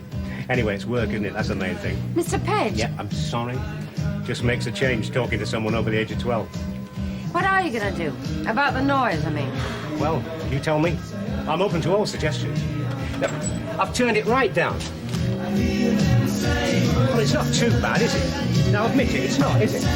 I've heard worse. But if it annoys your neighbours... Look, you can't have a discotheque without noise. I mean, I would if I could, believe me, I would. Anything to stop their complaints. It's not just the noise of the music. We've also had reports of cars, motorbikes revving up 1, 2 in the morning, using this road as a sort of private racetrack. I'm here all the time. I live above the shop almost. I've not heard anything like that. Perhaps you haven't. It's just 1 or 2, isn't it? That's all. If I knew who they were. Why don't you try and find out?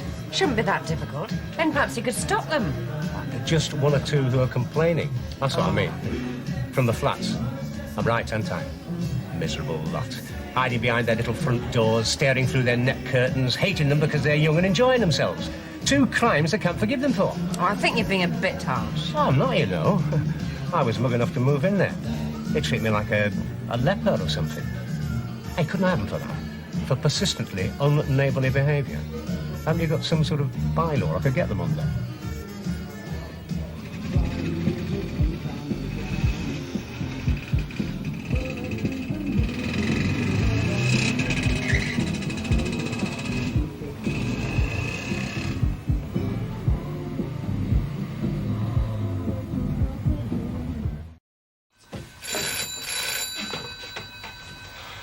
Police? Oh, yeah, everything's fine, Ma'am. Just 3 drunks and attempt to break in the high street. Williams are jewellers, Ma'am. Didn't they get anything, then? No, well, it wasn't what you call highly professional. Just 1 bloke and a brick. He ran off when he heard the alarm. We collared him 5 minutes later down Southfield Street. Said he wasn't trying to break in, just wanted his watch back. Yes, well, I'm not surprised the prices they charge. Anyway, I'm at home now if you want me, Danny, OK? Yes, Ma'am, I'm sure we'll manage, thanks. No major kidnappings or armed robberies, then? It's still early yet. You're not trying to get rid of me, are you? No? Why? Because it's nice and cosy sitting here in the wasteland that was once your sitting room. Don't.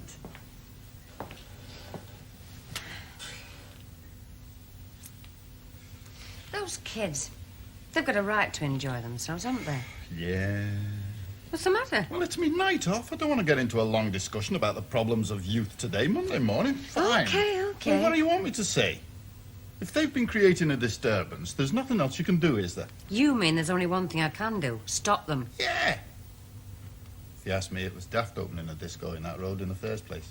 Well, at least you don't think I'm trying to spoil their fun. Hey, just because I'm a youth leader doesn't mean to say I only like the youth, you know. Good. Hmm. I'm glad about that. I like you for a start. You know that. Even better? Why? Because I like you, too. How about some music?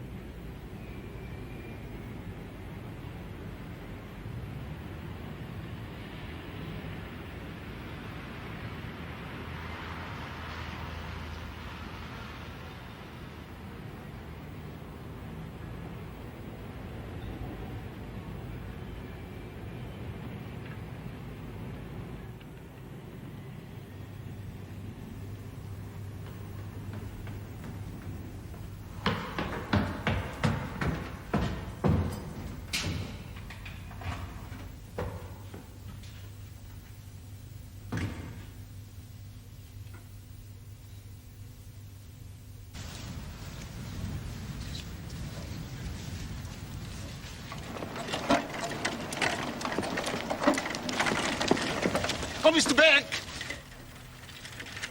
Could you hang on a minute?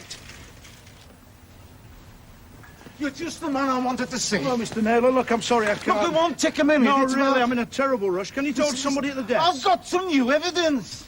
Oh, they'll like that. Make a change from people coming and asking where the post office is. Not late, are we? I'm being pursued. Don't worry, that's what we're here for, to protect the weak and needy. Some figure from your past, is it? Nothing as easy as that. It's Fred now. Well, don't leave me here to deal with him. Oi, Mr. Naylor, what can I do for you? You can get your finger out for a start. I'm not having any more nights like last night. Why? What happened last night? Pandemonium as per usual. Only this time, I've got it on record. Of course it is, exactly. That's just what I've been saying. Where did you record this then? From your window, was it? We're down in the street. In the street. So what are you going to do about it? Well, I don't think this tells us very much. Oh, you don't think so? Well, I say it tells us there's a hell of a lot of noise going on. It tells us there was some noise, but how much? Well, the volume's turned right up. Well, of course it is. They were making a lot of noise. What I'm saying is that for all I know, you could have recorded this when this was turned right down low and then turned it right Now, up. look, I've had you lot round at my place drinking my tea, hearing it for yourself. I've even drummed up a petition. I was just telling your lady inspector last night. Here you are, look. Take a look for yourself. 15 signatures, that's not a lot. Oh, not again. You're just not interested. That's the whole top and bottom. Well, of of it. course You we- think I'm just an interfering old busybody. We have been round, Mr. Naylor. Sergeant Beck spoke to the manager only a few days ago, and we understood the volume was considerably less now. Well, it's not. Not as far as I'm concerned. Well, then we'll just have to send someone else round, won't we?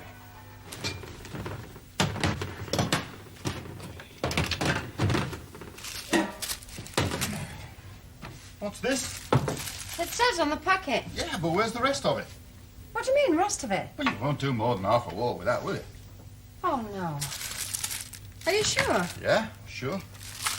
It's all right, I got a good idea. Let's leave this lot till next weekend. Yeah? Don't want to do half a wall, do we? Then, you and I could spend the whole of the day... Hold on, Holland. What's all this about next weekend? I'm not sure about all this planning ahead, you know. It makes me twitchy. You know why, don't you? You've been living too long on your own. You've become a boring old spinster. Don't be rude. Well, it's true. But I've come along just in the nick of time to save you from yourself. Anyway, I'm working next weekend. Not only are you a boring old spinster, you're a workaholic too. Where did I put my coat? Oh. And I've got a good idea. Oh? Why don't you get started on this lot, and I'll go and get the paste.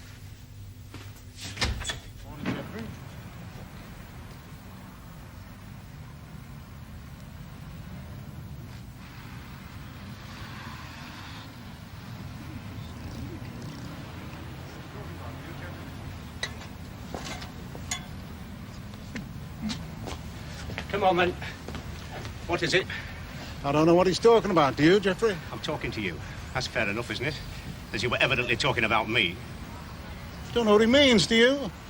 Look, I'm trying very hard to be reasonable. Now, if we could just be sensible human beings and talk, don't you think that would be a good idea? You know, the trouble with these flats is they're going right downhill ever since they've started letting riffraff in. Fred. You heard that, didn't you? Hey? Go on. Didn't you? Now, am I being unreasonable or not? Oh, it's a waste of time, isn't it?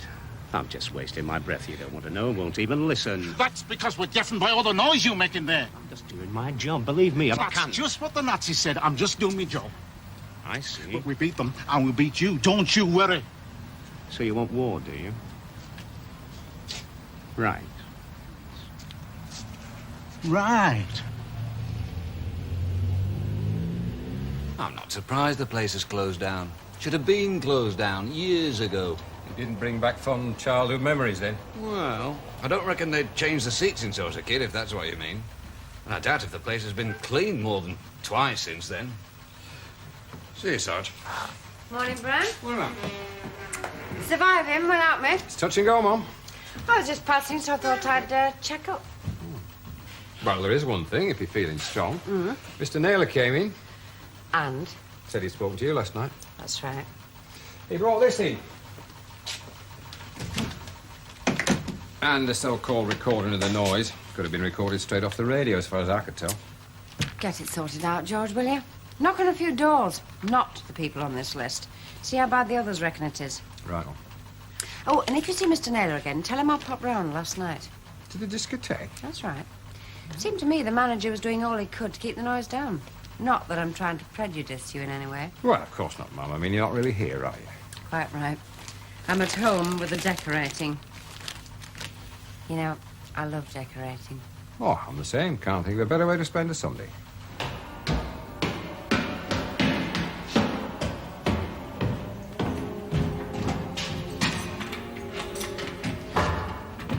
Oh, Mr. Page. What a coincidence. I was hoping I might bump into you. Oh, yes?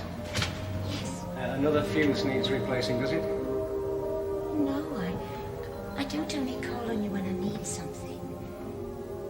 No, I couldn't help noticing what was going on out there. So.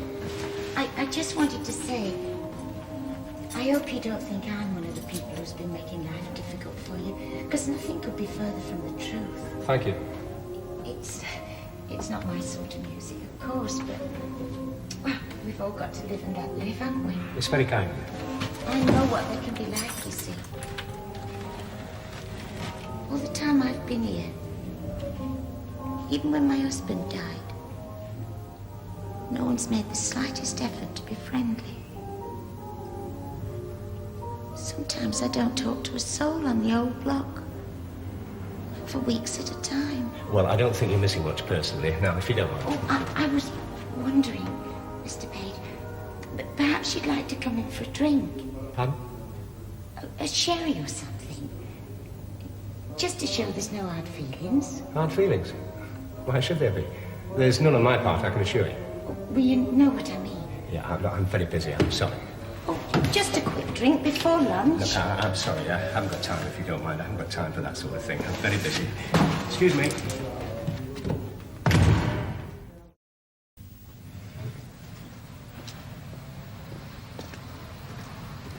Excuse me, did you sign this, sir? Why, I should say so. Could I have your name, please? Just checking a few things out. MacDonald. Geoffrey MacDonald. Here. You too. Oh, aye. Thanks very much. Anything I can do to help? Oh, no, I don't think that. See, my son's in the police force. Plain clothes. Really? Well, I must get along. Early in the morning, till it's dark, I can see your sweet, sweet smile every day. Sorry I've been such an age. That's all right. Something cropped up at the station. Ah, yeah.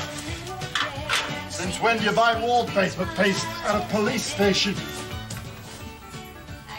You did get it, didn't you? Of course I did. You know, you have to fight to get into that place on a Sunday morning. It's the country's new religion, DIY. How about an early lunch? Ah, Sunday lunch, eh? Well, I'm all for Sunday lunch. I got something while I was out. What? That's Sunday lunch. Well, it's lunch and it's Sunday. What does it two turn into roast beef and 3 veg when you drop it in a pan? Take it or leave it. All right. So long as you promise not to pop down to the station in the I middle promise. of it. And I mean it.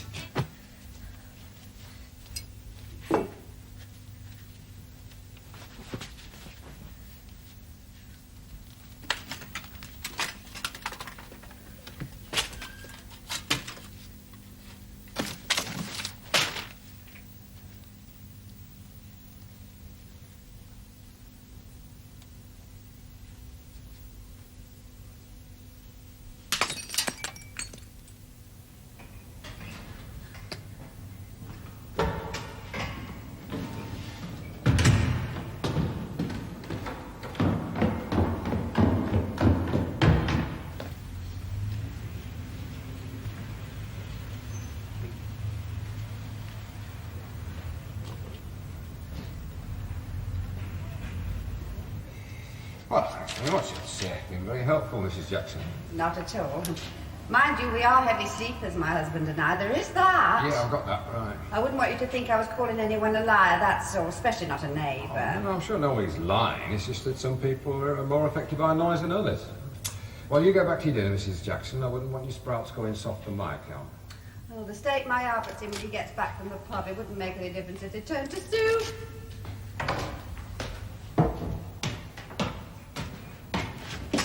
Please, please help me. What is it? Someone, a man. What, in there? Yes, but What, is he still there? no, I got rid of him. Yeah, well, come on, come in and tell me about it.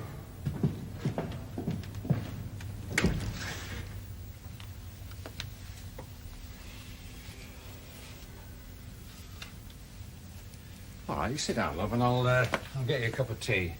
I don't want one. I don't want to stay here. I can't. Well, just sit down for a few minutes and tell me what happened. I hate this place now. It's filthy. He's made it filthy. Who was he? Did you know him? I'm not saying anything till you get me out of here. Yeah, I will in a couple of minutes. You say you got rid of him. How did you do that? Glass. Well, you threatened him with it. I said if he didn't leave me alone, he'd get it. I'd have done it too. See. Is there anyone you want to ring? Tell her where you'll be. I don't have anyone. No one at all. Not since my husband died. Oh, how long ago was that? 6 months. Since then, there's been just me. Sometimes, you know, sometimes I don't talk to a soul, not for weeks. This man, you opened the door to him, did you? Or did he break in? I just want to get out of here. That's not unreasonable, is it? Surely. No, of course not. Kate Longton. Oh, hello, Joe. No, of course you're not interrupting anything. Go on. George has brought a lady and man from the flats in Bury Road. He seems to think to be a help if you were here. Look, if you think I'm disturbing my Sunday because of more complaints about that discotheque. It's a bit more serious than that one. She's claiming she's been attacked. By the kids? By her neighbour, Mr. Page. The manager? That's right, ma'am. That's what she says. Right. I'll be there in 5 minutes. No, 10. 10 minutes. And Joe, send someone round to talk to Mr. Page, see what he has to say for himself. Thanks. I'll try not to be too long. That's the best I can do. I know, yeah. What are you going to do? I'll tell you what I should do. I should get off home and let you get on with it. That's what I should do if I had a grain of sense, if I wasn't so kind and soft-hearted. But I suppose what I will do is get on with your bloody wallpaper. So, why did you ask him in, Mrs. Clark? You see, he's been making my life hell for months. Ever since he moved in. Bothering me. Never leaving me alone. It was terrible. That wasn't exactly a reason to ask him in, though. It was stupid of me, but I took pity on him. He used to come and ask me if there was any little jobs needed doing. That's what he came for this morning. He looks so sad standing there, so I asked him if he'd like a drink. I see.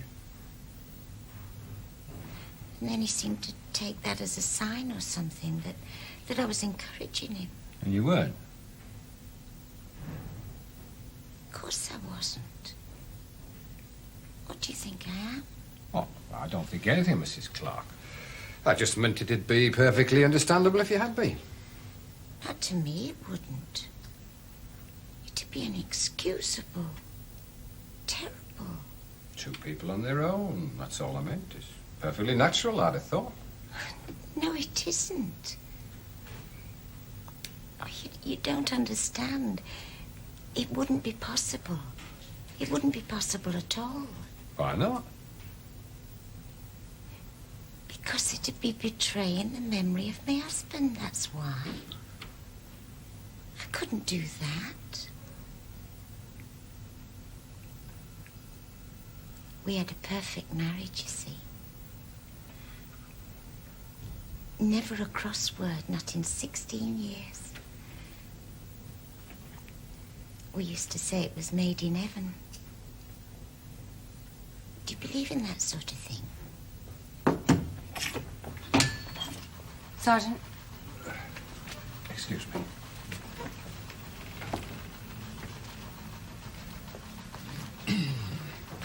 Sorry to drag you on, but there's something I'm not happy about.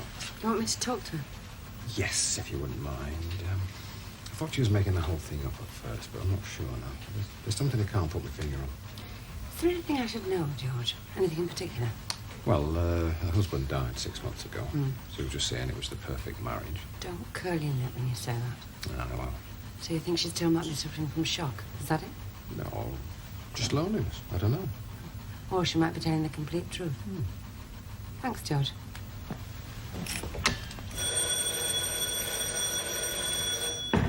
Mr. Page!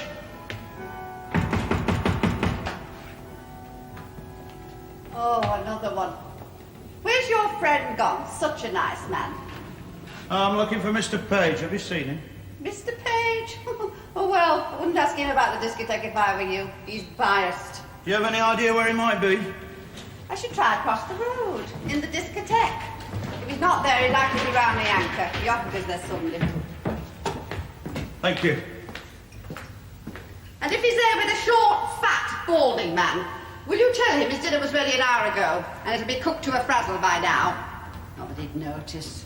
Drunken sot. Then after he'd had a couple of sherries, he started to turn nasty. I tried to ignore it at first, but it didn't seem to make any difference. Well, you know what men are like. Little jokes at first, and then touching me like it was all some little game. Suddenly it stopped being funny. You told him to go?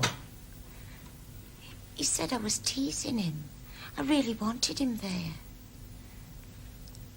The more I said go, the more he laughed. He won't believe I meant it. She said that? You're joking.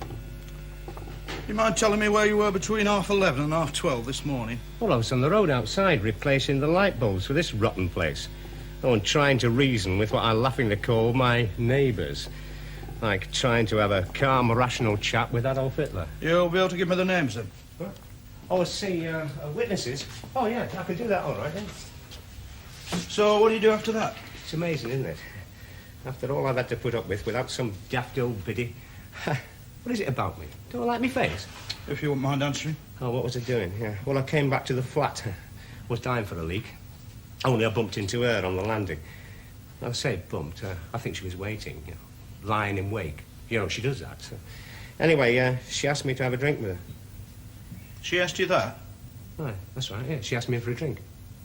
What did you say? I said no. Did you go in? No. That's what I'm saying. I certainly didn't. Why not? Why not? She's not my type. No, it's, well, she's a bit odd, isn't she? I mean, I don't like to say it, but she is. I mean, she's quite harmless. At least I thought she was. That's the Jacksons. They'll tell you. They've had to put up with it longer than I have. Oh, she's not odd. She's batty. She's well known for it. How do you mean? Well, that music of hers for a start. She has it going at 2 in the morning. Honest, it comes banging through our ceiling. Old film music, mainly. It's twice as bad as the row he makes over road. And that makes her mad, does it? Is that what you're saying? No. I mean, it's understandable in a way, of course it is. It'd drive me mad. I go on about Albert, heaven knows he's bad enough, but it's not natural, is it? Living on your own all those years. I thought she had a husband. What? Well, that's right, isn't it? He died a few months back, that's what she told us. First I've heard of it. Maybe she did once upon a time, but I've never seen sight or sign of any husband. Goodness, she's been here 4 or 5 years now, and I swear there's been no one else there. Look, I'm not daft, and all there hasn't. No, of course no one saw him. He was ill. For a long time. You mean he never went out? No, he was in hospital. I used to visit him every day. Every night as well. He was in there for years. Can you give me the name of the hospital? I don't remember. I'm terrible on names. Anyway, I don't see what... Was it the cottage or the county general? I don't remember. No, it wasn't either of those. It wasn't local. It was a long way away. He needed specialized treatment, you see. It was a long way away, and even so you managed to visit him twice a day. How did you do that? Because I loved him. That's why. When you love someone, you do these things, don't you?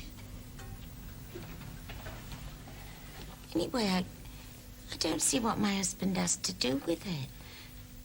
I've been attacked. I'm very upset, and all you're doing is upsetting me even more. That's not my intention. Well, it's what you're doing, isn't it? Look, I think it would be a good idea if we went back to your flat, Mrs. Clark. Why? Then you could find me the address of the hospitals. I don't want to go back there, not after what's happened. He might be there. Look, there's really nothing to worry about. You're quite safe with me. Please.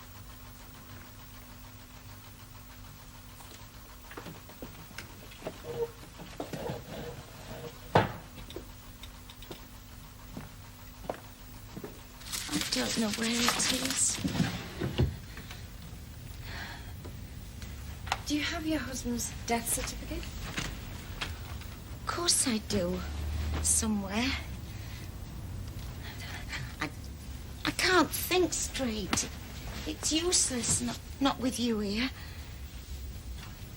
Why don't you come back tomorrow? I'll be better by then. I'm sure I can find it by then. I'd like to see a photograph of your husband. Do you think I could? Why? I don't understand all this. You do have one? Of course I have one. I've got books full of them. It's just I don't see one anywhere. Oh, I see. No, well, I used to keep them in here. On the mantelpiece. But it was too upsetting. I kept reminding me. So I keep them in the bedroom now. Would you mind if I... No. If you don't mind. I haven't made the bed yet. You know what it's like, or perhaps you don't, but you get into such terrible sloppy habits living on your own. I'll go get one.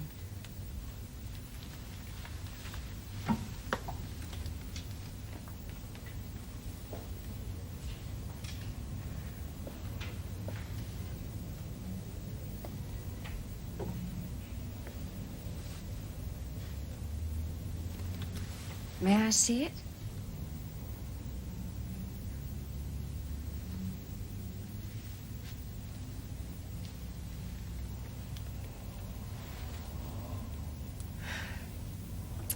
Very nice. He's a very good-looking man. Oh, he is, isn't he?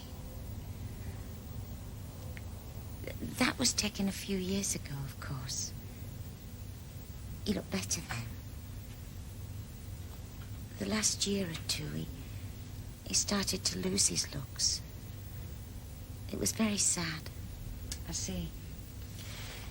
You know, you're a very lucky woman, Mrs. Clark.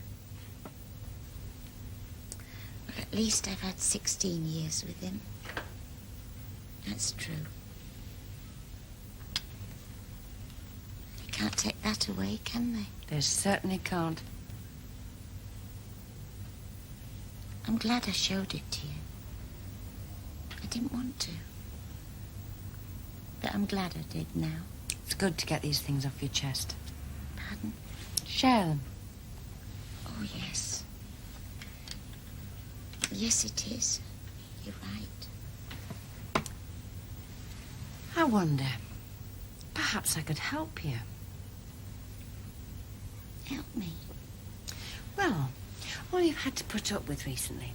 You know, the death of your husband and now this attack and losing my job. And losing your job, yes. I mean, they're major shocks. Perhaps it would be good to see a doctor. What do you think? Do you know a good doctor? Oh, yes. My doctor's terrible. I'm sure I could find you one. Pills, pills, pills, that's all he knows. It just made me go muzzy. Look, if you come back to the station with me, you wouldn't mind that, would you? No, of course not. I feel much better already. Oh, you have been kind. Come along, then. So nice to talk to somebody sympathetic. So, she's withdrawn the allegation, has she? Great. Sorry I can't join in the celebrations. Is this a holiday or what? Not a holiday, no. Bit sudden, isn't it? I've come to the conclusion that I don't like your little town. I don't like its bigotry or its small-mindedness. You come from Manchester, don't you? Yeah, I can't wait to get back there. But at least I'm lucky. At least I can get out, unlike some. Like who? Ah, poor cow. She may be balmy, all right, but have you thought who did that to her? Ah, Mr. Page. Sergeant. Trying to get away, was he? I'd see you've got your man all right. I wouldn't bother to look any further. Hey, just a minute, what's this? It's a copy of a letter we've sent to the local paper. Oh, and who's we? The Residents Association, newly founded. It says the manager of the Americano Disco Club is being questioned by Hartley police about an attack on one of Hartley Court's female residents. And this has been sent to the local paper, is it? It only says alleged attack. And now they want you to close it down on account of the dreadful goings-on. Be useful with this. Thanks. Useful? For when I sue. Oh, no, that's why we said alleged attack. You can't catch me on that one. I think there's something you ought to know, Mr. Naylor. Mrs. Clark has already admitted she made the whole thing up. She what? No, she couldn't have. Couldn't she just? Well, I'm glad you were here as a witness, Sergeant. What would you say it was? Defamation of character? At least it'll be useful when it comes to court. You call this wallpapering? You are? Yeah. Well, I mean, you know.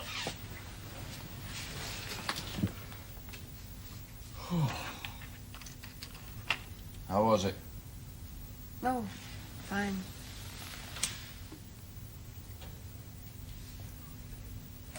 What's the matter? Am I really a boring old spinster? What? Don't laugh. Do you think that's why women get married? So they won't be called spinster anymore? I mean, it's okay being a bachelor, isn't it? Sounds great. Fast sports cars, parties every night. Yeah, that's me. Fast sports cars and all except bedtime. You know what I mean. I mean spinsters. Sad old ladies in bedsits. Terrible word. Don't worry. I'll come and push you around in your bath chair. Is that the best I can hope for? Yeah. Maybe I better keep you on after all, then.